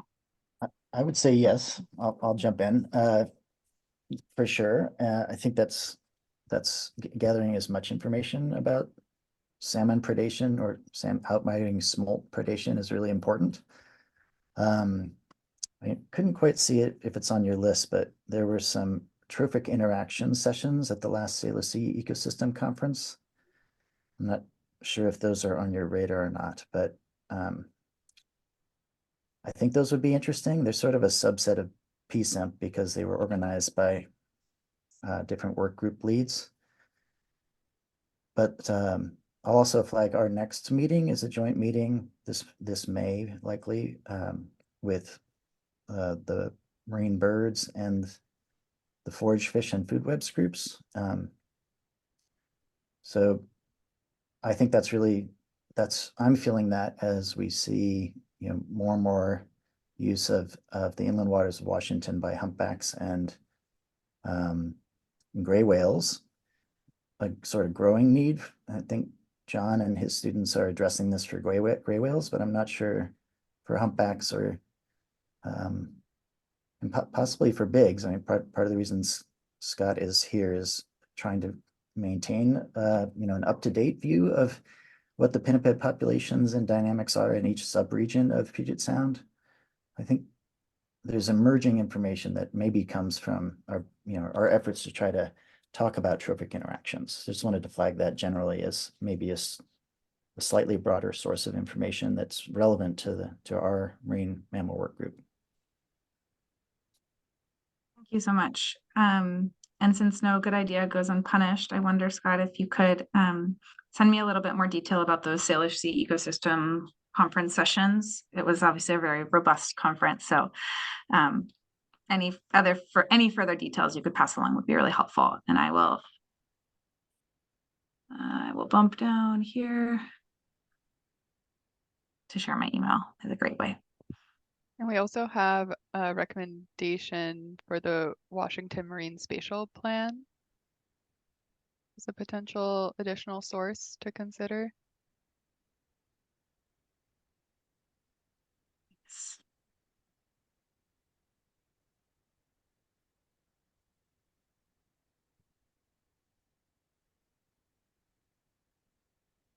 Any other recommendations of reports, different sources that members think would be helpful for this?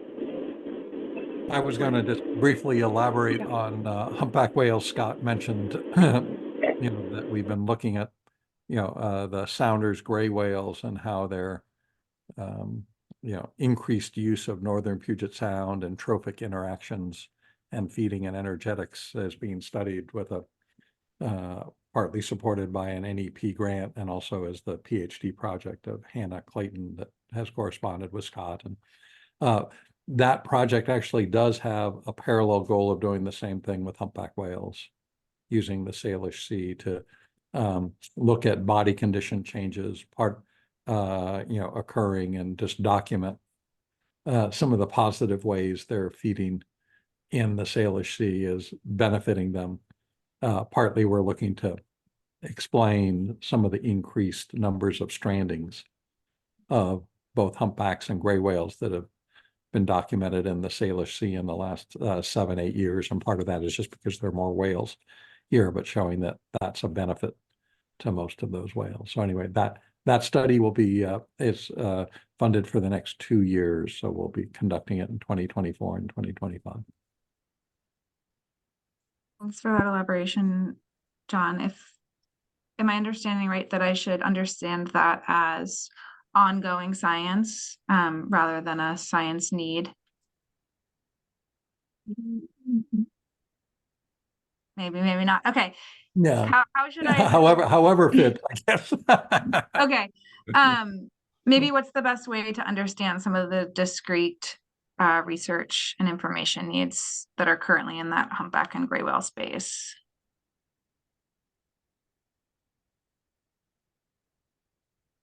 Yeah, any sources to point to, John related to that research? There will be. Okay. Let's put it that way. Yeah. Since 2024 is sort of our first field season, so it more is occurring now. Okay.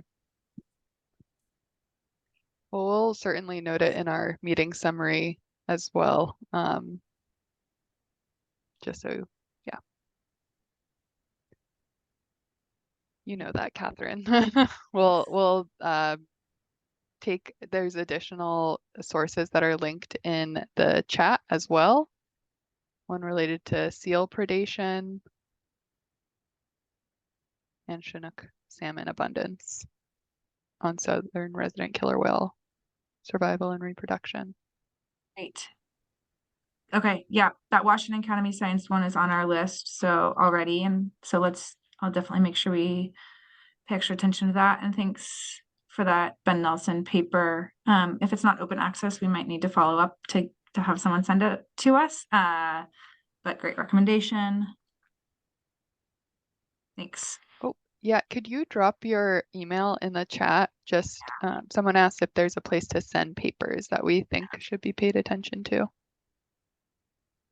Right, so Katherine's going to drop her email in the chat. It's there. And I think once you have a chance to kind of think through it, ruminate on some other potential papers that come to mind or sources, they can just reach out directly to you, Katherine. Thank you. Okay, wonderful. Appreciate the time. Yeah, thank you so much for coming and presenting an overview of this effort and hearing some of our initial recommendations for source inclusion in your review. All right, so I think at this point we can transition to our next agenda item. Scott Pearson will be presenting on the long-term trends for harbor seal stocks in the intermarine waters and Washington portion of the Oregon-Washington coastal stock. So do you have slides you'd like to share, Scott? Great. I do. Are you seeing those yet? We're not seeing the presentation view at this point.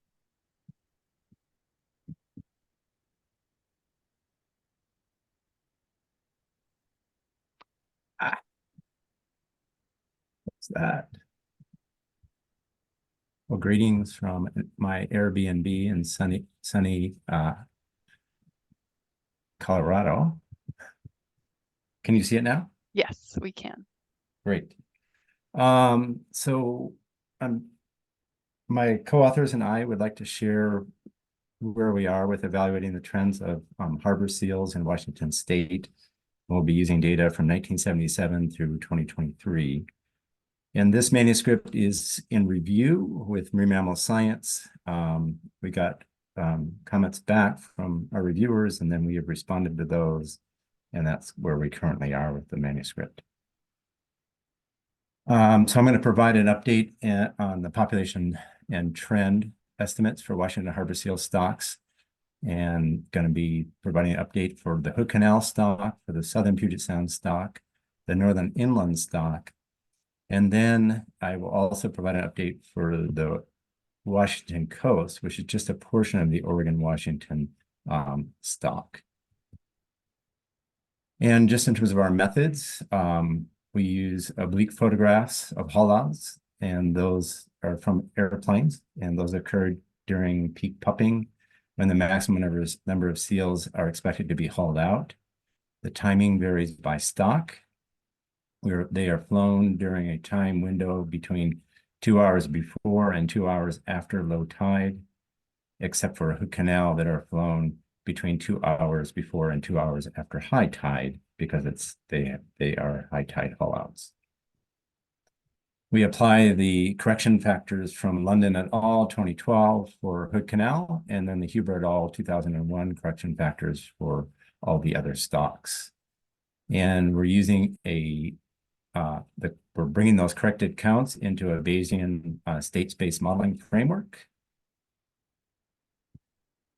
And just before I get into presenting results, just some definitions. And I know a lot of you, you know these but all by heart, but just in case some folks are not familiar with these terms, because they're important to understanding my results. So the minimum population levels, or N-min, is the 20th percentile of the distribution of the estimated abundance, which was derived from our adjusted counts. So that's, as we look at this distribution here, I don't know if you can see my cursor, but we're talking about the lower distribution of this model result here. So we'd be somewhere down in here. We can see it, Scott. Great. So when we're talking about then carrying capacities, we're talking about the asymptotic size for each stock. So that's where this population grows with sort of a logistic growth, and then it levels off over time. And so this is K here, our carrying capacities, that asymptote. And then we have maximum net productivity levels, and that's this inflection point here along this growth curve. So if you're thinking about a logistic model, as the population grows, it has a point where it's at its maximum growth. And that's modeled here. It's this line here, and this is its associated uncertainty. And then the question is always, are the stocks within optimal sustainable population? And that's the population between K and MNPL. So it's this space in here is OSP. So let's go right into the results. In terms of the Hood Canal stock, in terms of 1977, the estimate was about 1,583 seals, and in 2023, there were nearly 3,000 seals. And the stock appears to be within OSP, and we have an N-min estimate of 2,754. And that becomes very important ultimately for management of the stock. So where are the Hood Canal animals found in terms of their locations of the haulouts? And you primarily find them distributed along the large estuaries from the Skokomish, Duckabush, Dosey Wallops, etc. They also use a variety of artificial haulouts as well. Moving on to and I should point out here for the Hood Canal stock, you can see it's been relatively stable for a very long time. So the highest estimates were back in the 1990s. Our estimates today are actually lower than that. So it appears to have leveled off a long time ago. So in terms of the southern Puget Sound stock, in 1977, there were around 227 animals. And in 2023, there's about 2,719 animals. The stock does appear to be within OSP as well. And then we have an estimated NMIN of 2,389 animals based on their model.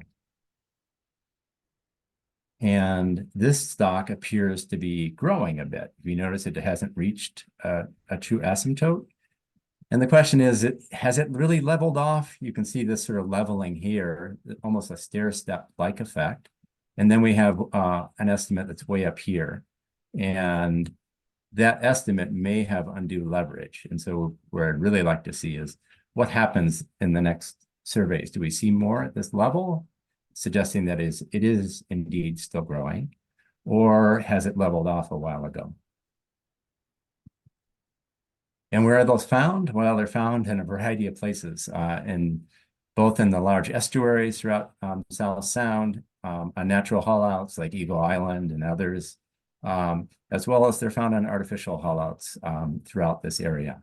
I should point out that we did change the stock boundary, and we moved it north for this South Puget Sound stock in our manuscript. And I believe Sharon Moline will be also adopting that in her presentations. So what has that stock been doing over time? Well, it grew quite rapidly and then leveled off, and it appears to be within OSP, but you can see it's grown many times its size from 1977, where it was around 3,440 animals, and then has gone all the way up to 16,516 animals. And I should point out there are confidence intervals associated with these estimates. So I know a lot of people like to take the point estimates, but there's a fair amount of uncertainty associated with these estimates. And that's just sort of the nature of the beast. When you're flying over these haulouts, animals are coming and going, and you're using somewhat imprecise correction factors to try to adjust those. And as a result, all of that creates a lot of uncertainty.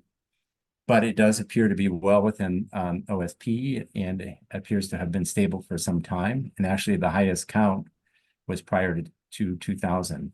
And the inflection point occurred quite a while ago.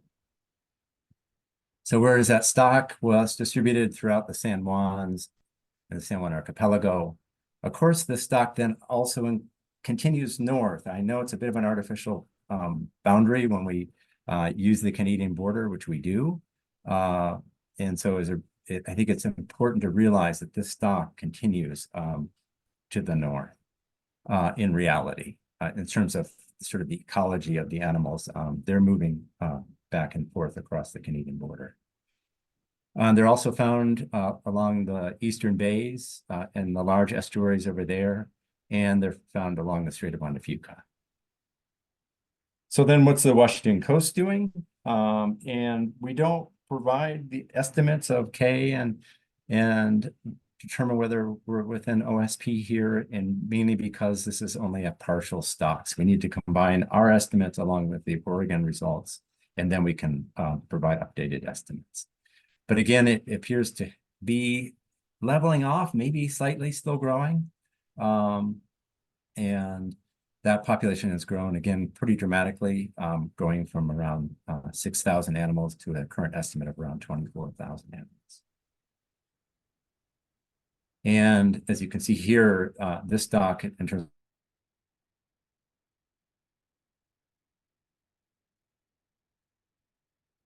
of the Washington portion of it, is found primarily in the very large the northern part of the outer coast, essentially from Point Grenville north, where you have a rocky coastline and you have haulouts available. And then when we wrote this manuscript, people were curious, well, what are the pups doing, and how do the pups, because we combine the pups and the non-pups in all of the estimates you saw above. And so they said, well, what are the pups doing, and how does it compare to the non-pups? And that's what we're writing here. The non-pups are in the purple and the pups are in the green, and then the combined is in the gray. And you can see in general, very few pups in Hood Canal down in the bottom left, and in northern inland, and the areas where we seem to have the population seems to be stable. But then South Puget Sound, you can see those pups numbers are growing and maybe possibly leveling off. And that's where we see some suggestion that that stock may still be growing. So our conclusions are that the three inland water stocks are within their optimal sustainable population range. We provide estimates needed to manage stocks under the Marine Mammal Protection Act, including minimum population levels and min carrying capacities K, maximum net productivity levels, and optimal sustainable population ratios. Our results, if you couple those with the results from British Columbia to the north and Oregon to the south, indicate that harbor seal populations have grown substantially since the 1970s throughout the Eastern Pacific, but have stabilized in each stock, with some possible suggestion that South Puget Sound may be still growing. So when we compare our results to recent estimates, I think Tom is on the call. The Jefferson et al. Estimate is the only other estimate that's come out since the Jeffries et al. Publication. And his estimates are substantially lower than our presented here. I should point out that we use slightly different boundaries, and so it's hard to compare directly, but where we can compare directly, ours are a lot higher than Tom's. Why is that? I don't know. It could have to do with we're both adjusting our counts differently. So we're adjusting based on the animals not hauled out, using those correction factors. And then Tom, during his surveys, is adjusting for animals both hauled out and then animals underwater, or actually not adjusting. And so that may help explain those differences. And I would want to point out is that this is a nice long-term data set, primarily conducted by a single observer, Steve Jeffries, with a variety of other people in the plane with him.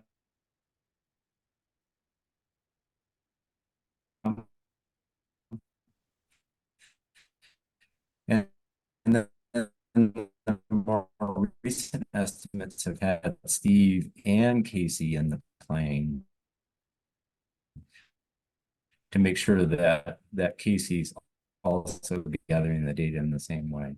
So we should thank you to NOAA for granting us who supported us in 2019 to do the thank the Navy for supporting our surveys in 2014 that are included in this this talk, and also a special thanks to our pilots who keep us safe, and all the observers.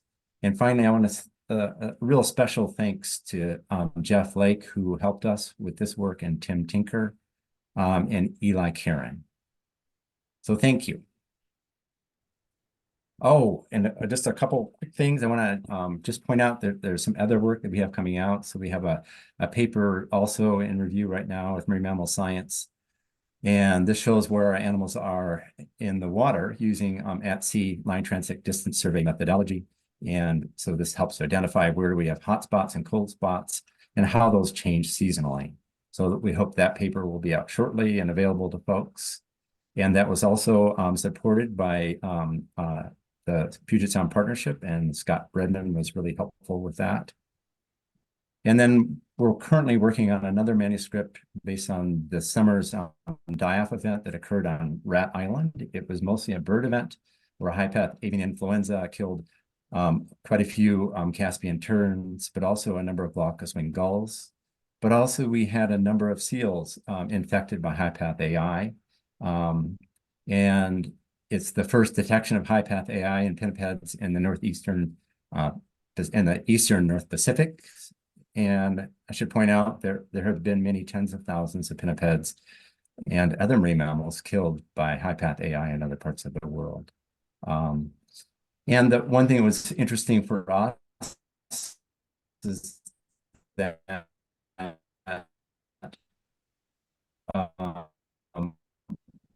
I think all of the harbor seals were negative. And with that, if there's time, I'll answer questions. Thank you, Scott. We have time for a couple questions. Yeah. Raise your hand or post in the chat. I'll keep this up in case folks have questions about that graph.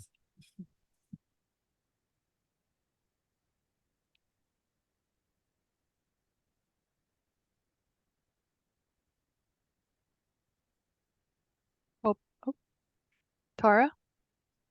Yeah, thanks, Scott.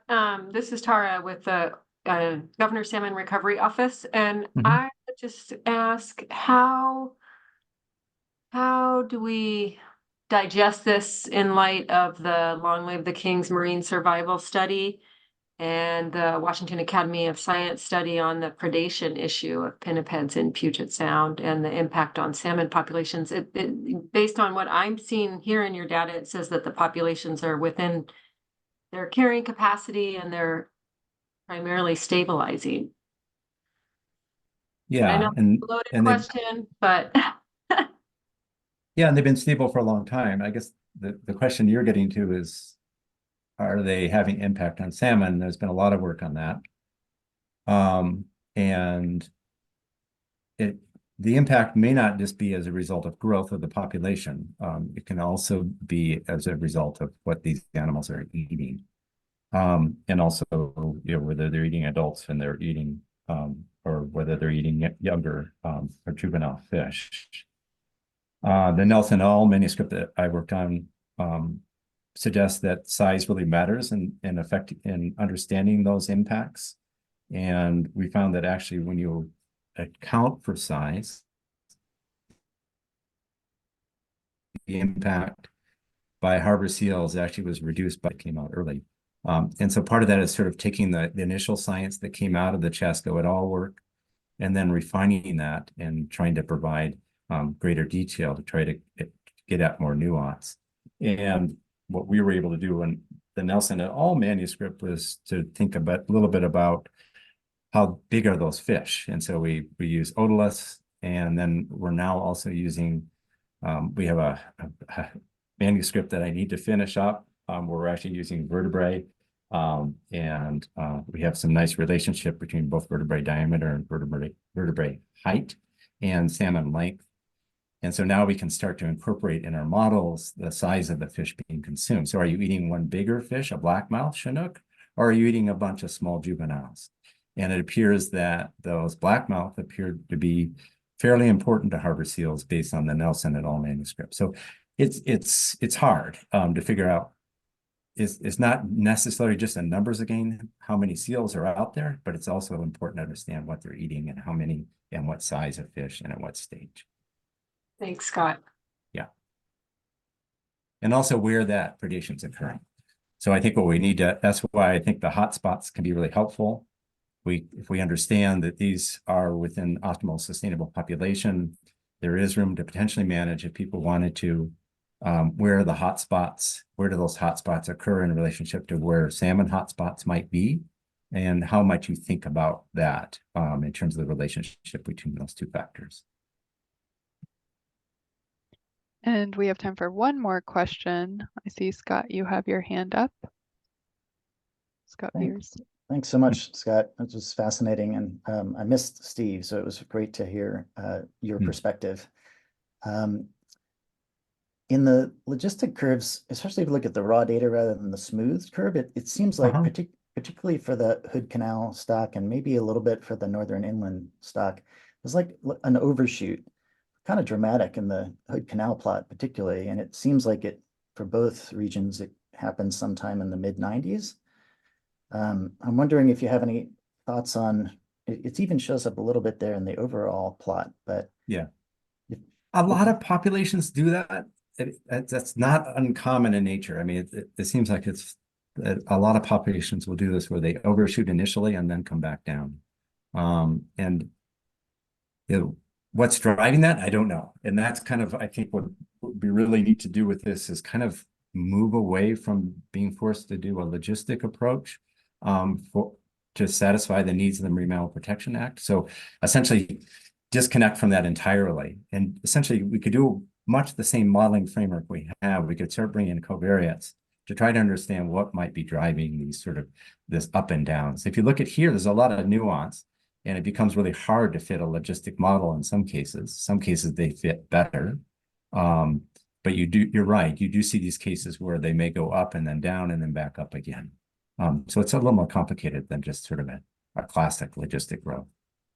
Yeah, it feels like it's time to dust off some ecosystem models and take different approaches to me. And I'm wondering for the southern Puget Sound stock, whether, you know, you're seeing in this most recent year's survey, like the peak, and that I guess a question for you is, should we expect a similar overshoot for some reason in the South Puget Sound stock, and then a return to somewhere just below carrying capacity? Yeah, it's hard to know. I mean, you see this sort of leveling off that occurred in the 2000s, and then we have a little bit of a jump up that occurred, you know, in the 2010s. And then now we have this high estimate that occurred in 2023. And I think, as I pointed out, that high estimate, it has a great deal of leverage right now. And we really need a couple more years, and we'll understand if this stock is it truly stable, or is it actually still increasing? Well, I'll leave. I think it's super exciting, and I can't wait to see what the next point looks like. But my overarching thought, especially with folks like Monica on the call, is you know, the reason I'm interested in reproducibility on the occupancy metric is I'd love to be able to repeat an occupancy exercise for sub regions of Puget Sound to sort of investigate hypotheses related to these things, like, you know, when, if at all, did Big's occupancy go up in Hood Canal? So is it predation or disease or something? Doesn't appear to be regional climatic. So maybe it's oceanographic within subbasins of Puget Sound, but it's fascinating. And I think it begs for, you know, the ability to look at the predators in a more careful way.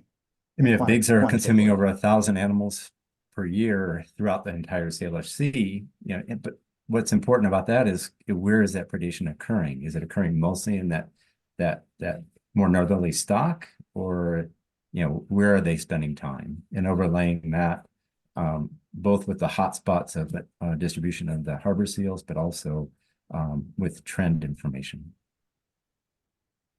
Scott, especially while you have this slide here on it, you know, something we had speculated on back in the 80s, and of particular relevance to the, you know, partnership, is that how different this southern Puget Sound stock trajectory is. And it's something we were picking up on in the 80s and 90s that we thought fit with a hypothesis of potentially suppressed populations in southern Puget Sound due to the reproductive effect of PCBs, because the levels that were documented in the 60s and 70s, you know, were in that range that were shown to affect reproduction in harbor seals.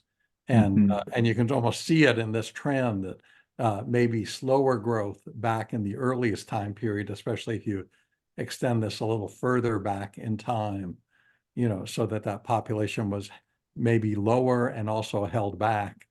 You can see that, and now greater room for growth afterward with you the can see that declined. You can see that very low pupping through the late 1990s, and then you can see this increase in pupping, the number of pups throughout the 2000s. Right. And that's stock. Yeah. I think it fits really well with that. And, you know, we haven't done the more recent trends in PCB levels, but, you know, just even through those late 1990s, they had declined by over an order of magnitude in southern Puget Sound, and that's where they were highest and where they declined the most. So I just thought it's just an interesting link with now the continued, you know, outlier nature of the southern Puget Sound trend compared to other areas. Right. Well, Thanks, thank John. you so much, Scott, for coming to and presenting on this work. If there are any other questions for Scott, maybe put them in the chat. We'll be sure to capture them in our meeting summary, even if Scott has to jump off and enjoy his time in Colorado. But yes, thanks again, Scott, for coming and presenting. Yeah, you're welcome. All right, so we're going to shorten this next agenda item a little bit to accommodate kind of our shift, but we did want to spend some time as a full work group discussing the 2024 to 2025 Marine Mammal work plan. So let me just really briefly kind of share what we're going to do in the next few minutes here. So we are going to break up into breakout rooms and have some concentrated time where you can talk to amongst yourselves and answer some questions that we'll link to in a Google Doc. Really broad questions, just trying to really get at, is there anything in the work plan, the existing work plan, that you're not seeing in the vision and goal statement? And I dropped that link to the work plan in the chat, so you can navigate to that.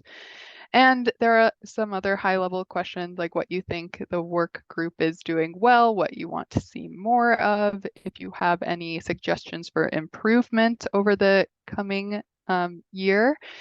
And in particular, we are also really interested in delving into the possibility of hosting additional, more focused work group discussions. So I just wanted to go over, before we go into breakout rooms, to answer these questions. The timeline over the next year and a half for the marine mammals work group. So we do 3 meetings per year. And we have some meeting gaps, right, that a potential focused special meeting could go into, specifically on topics that are identified that really require a deeper dive. So you'll see when you go into your breakout rooms and you kind of walk through this document and try to answer some of the questions, that we're really looking to this work group to identify what those additional topics should be, or if that's even necessary. So just to go over the breakout rooms, you'll be split into groups of about 5 work group members. It would be great if you could just identify someone to fill out the form that Candace will drop in to the chat. And it's really time dependent. Maybe we'll do a share out, but we definitely want to reserve the end of the meeting for that update. So we'll spend the next 10 minutes in the breakout rooms filling this out. This isn't the only opportunity to provide feedback on the work plan that will be developed, but it's a really great time to collaborate amongst yourselves and just kind of have conversations about what you think you would want to see more in the work plan next year. With that, are there any questions before we embark on the breakout rooms? It's going to be in Google Docs, so should be easy to navigate, and you'll navigate to whatever breakout room section that you're assigned. Oh, and I think we lost some people, so that's fine. All right. So we'll reconvene in about 10 minutes. Looking forward to your feedback.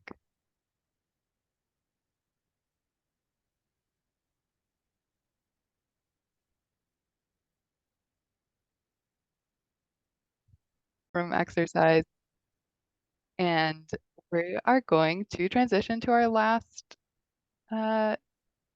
agenda item, which is just marine mammal workgroup member updates. We have an update on the 2024 Encyclopedia of Puget Sound articles that we wanted to highlight, and then open it up to workgroup members.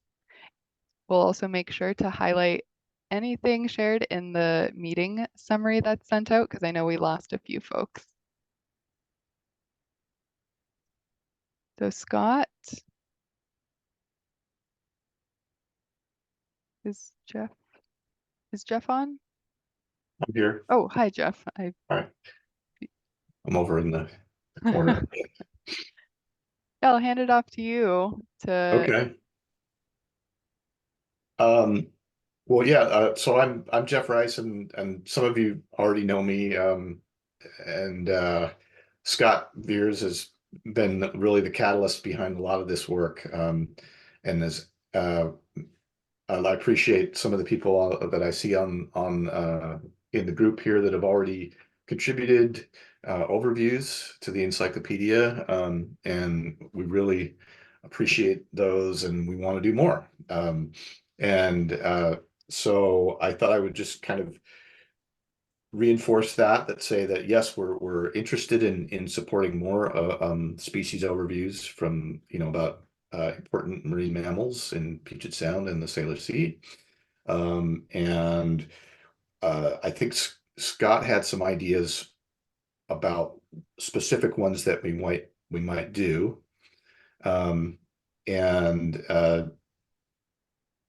We had talked about maybe doing as many as 6 overviews in the next year.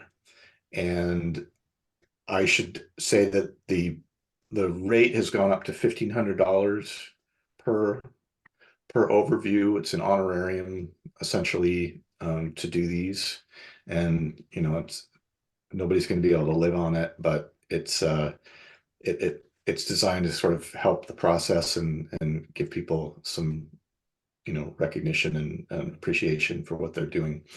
And I don't have specific overviews in mind, but I think Scott had some ideas about species to focus on, and maybe you could talk about some of those, Scott. Yeah, you bet, Jeff. Thanks for joining us and for supporting us in the past few years. You guys seeing my screen okay? Mm-hmm.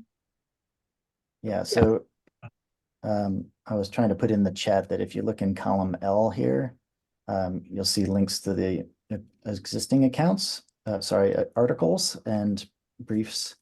Some of these are historic and predate my work with the Marine Mammal Work Group, but most of them, you can see these green are recent updates, and these are ones that I've flagged as red, like maybe we should update this after, say, 10 years. But we've talked a little bit in the past about, you know, potential 2024 goals, but, you know, thanks, Jeff, to your generosity, you know, opening the door to possibly doing more than 2 or 3 of these in one of your fiscal years. So yeah, open to suggestions, but things that I think we've talked about as being higher priorities is, you know, getting some information about humpbacks and minke whales into the encyclopedia. And then it's a bit of a toss-up of what to do next, but, you know, Dall's porpoises, there's sort of, I think some sort of mysterious puzzle in the Dall's porpoises versus harbor porpoises. And it shows up, I think, in Cindy's, you know, the profile that Cindy led. So those are some initial thoughts, but I'd love to, you know, if Jeff, you or Chris have particular curiosities you want us to work on, we're happy to adjust accordingly, but I'm also interested in knowing if other folks have, you know, strong feelings about directions we should go this year. I can, you know, trust that you folks know the things that really need to be highlighted. I would say, you know, my view is maybe twofold. One is just whatever like people really need to know, whatever the burning questions are, and where the gaps are. That's, you know, the place that we want to help out. But some of these species, maybe they just do need, you know, maybe they're not endangered immediately, or there isn't some big question right away, but maybe there isn't really a good account of what's happening with that species in Puget Sound. I know that's often the case, you know, like there's a lot written about elephant seals in the world, but there wasn't a whole lot written about elephant seals in the Salish Sea and the Puget Sound region, and it was nice to have that overview on the encyclopedia. So I guess I'm open to different ideas. And I forgot I should mention that the sea otters was flagged as a, you know, interesting story to begin telling. Yeah, this is Tom Jefferson. Ollie. Yeah, I just would say that I think the ones that you've got flagged here as, you know, possibilities for 2024 look like really good options. Obviously, species that are very high profile, you know, like humpback whales and you know, potentially gray whale. Well, gray whales have already been done, but minke whales I think are important because they're so large, visible animals that the public are very interested. Dall's porpoise is one that's particularly near and dear to my heart, and I think even though they're not very common in Puget Sound anymore, they were reasonably common at one point. And I think there's maybe we don't know the full story, but I think there might be an interesting story, or at least an interesting speculation there about why Dall's porpoise, as Scott mentioned, have almost disappeared from Puget Sound, right around the time that harbor porpoises have really come back. So that would be one that I think might, although the public may not be that aware, that concerned about these smaller animals, it might be something that might capture their imagination, because it may very well be a interesting linkage story. I've had a lot of people when I talk to about harbor porpoises, they're like, well, I was on the water and I saw, Dall's porpoises all the time. And so they are very interested in that, like why that switched and what that is. So I think you're right.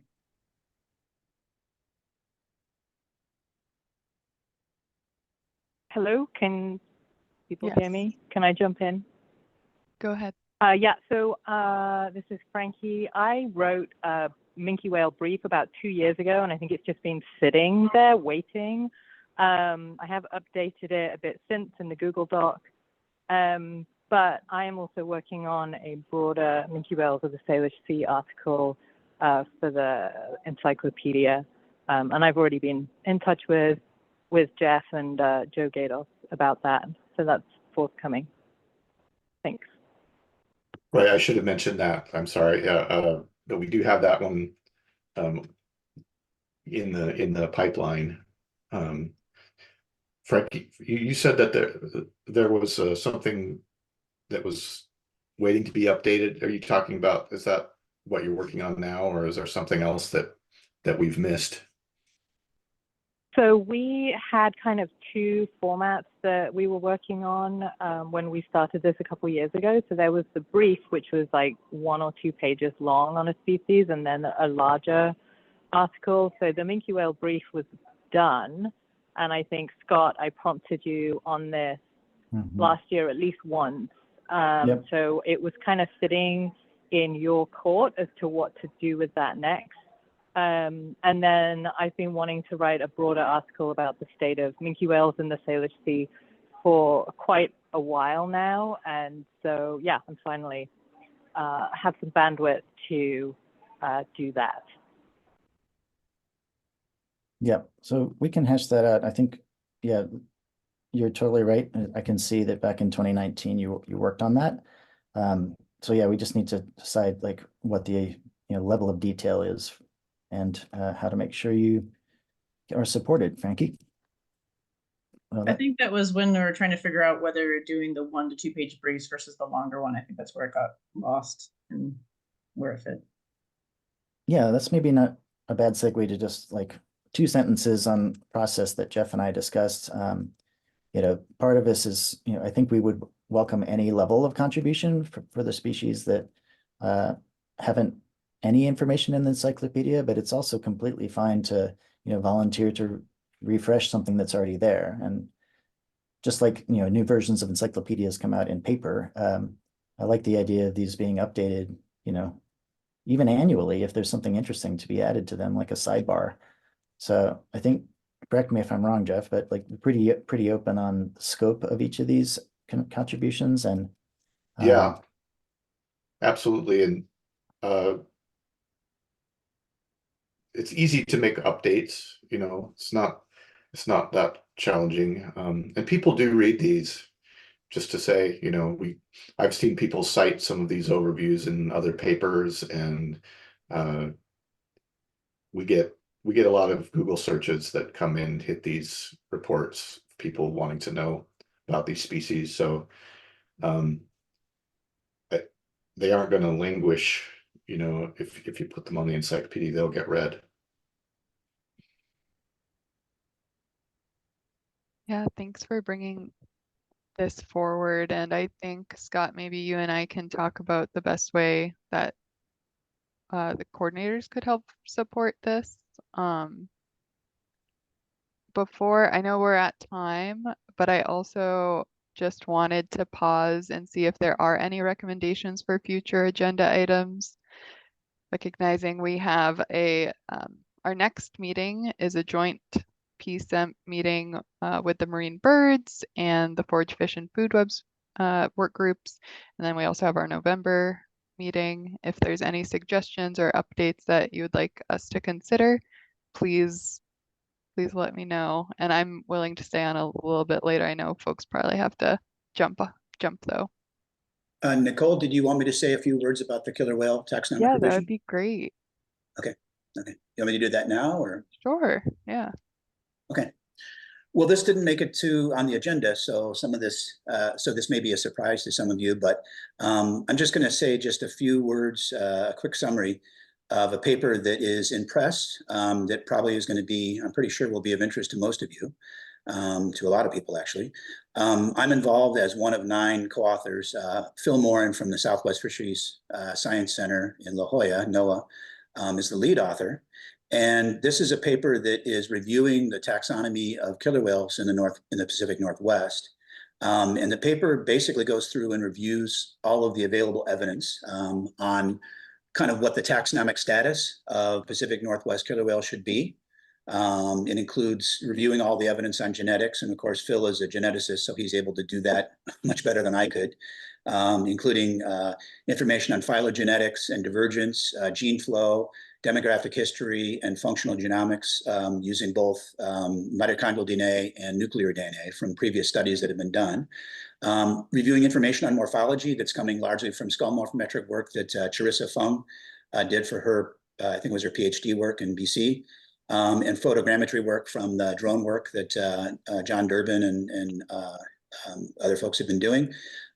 Ecology and feeding information, including chemical and isotope analyses and tagging, behavior and social structure information. And then finally, of course, acoustics. And as I'm sure everyone here is aware, there is quite a lot of evidence from all these lines of evidence indicating that the residents and the Biggs killer whales are quite divergent from other killer whales throughout the world.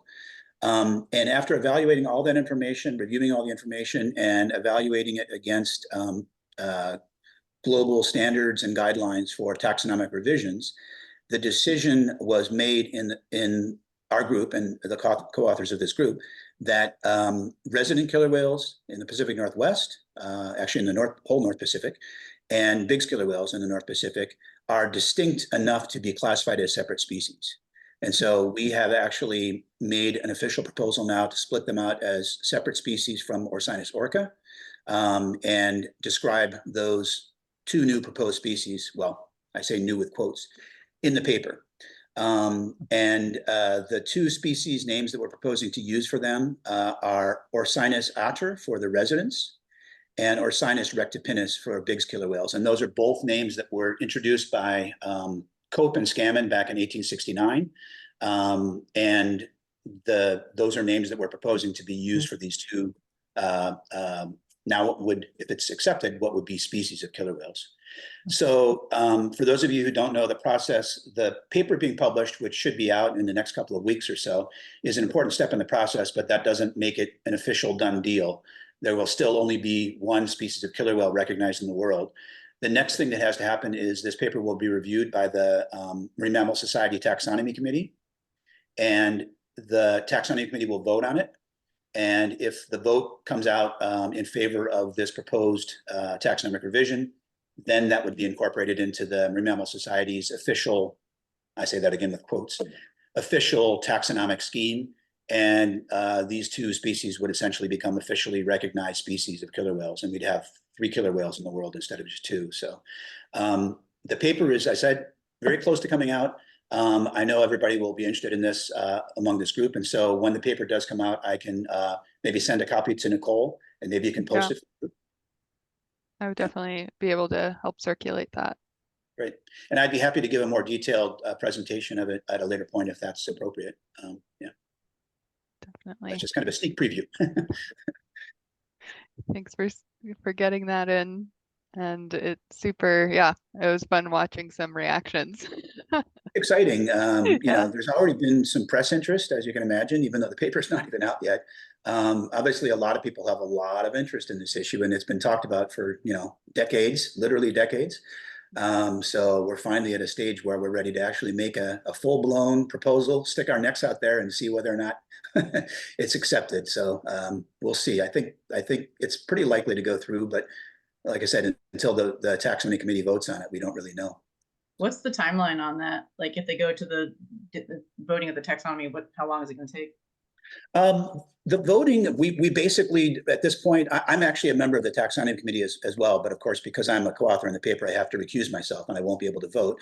But what we generally do is we, once a year in the spring, usually it's in like May or sometimes closer to June, we evaluate all of the previous year's proposals for taxonomic changes within marine mammals. And we vote on those proposals. And then the chair of the committee tabulates those votes and comes up with a sort of a final determination on each one of those proposed changes. So hopefully by May or more likely June, we would have an answer from the taxonomy committee. And within a couple of days after those votes are tabulated, usually the website, the taxonomy page on the website is revised with those new proposed changes. So hopefully in the next, 3 or 4 months, something like that. Yeah. And Tara has her hand up. Yeah, I'm Tara. I work in the Governor's Salmon Recovery Office, and with Orca Recovery, and I'm wondering if, and you might not know this since you're a scientist maybe and not in the policy world as much, but hold on one second, please. But hold on, please. But you will, will NOAA then have to go put something in the Federal Register to relist this newly named species? You know, that's a good question. I'm not sure exactly what the protocol would be on that because southern resident killer whales are already listed as endangered, but what would happen, I think most likely is probably the first step that would occur after this, if it becomes official, Yeah. is that a group would probably go through and assess those two new species against the IUCN red list criteria and try to come up with, what the most appropriate IUCN red list listings are for those. And I imagine that would probably be the first thing that would happen before any other changes would happen nationally. But I don't really know. It's kind of like we're kind of in new territory here. Yeah, it's very interesting, and it does have pretty big implications for potential new boating regulations, et cetera, et cetera. So that's it's going to have a lot of implications down the line. Yeah. Thank you. Okay, thanks. Thanks, Tom, and we'll definitely be wanting to share that at an upcoming marine mammals work group meeting. Sure. Yeah. So happy to. Yeah, thanks all again for hanging in there. It's been a long meeting and appreciate you participating. It's been a packed agenda. We'll be sending out the meeting summary. We'll do a quick follow-up with the announcements that we shared at the beginning of the meeting. And yeah, we'll be communicating over the listserv. So just reach out to me directly if you have any listserv email issues. I'd be happy to help navigate that with you. But with that, we're gonna, I think, end the meeting and just note our next meeting is May 16th and we'll be reaching out soon with some follow-up items. Oh, Bye. Thanks for facilitating. Thank you. Thanks for coming. Thanks, everybody.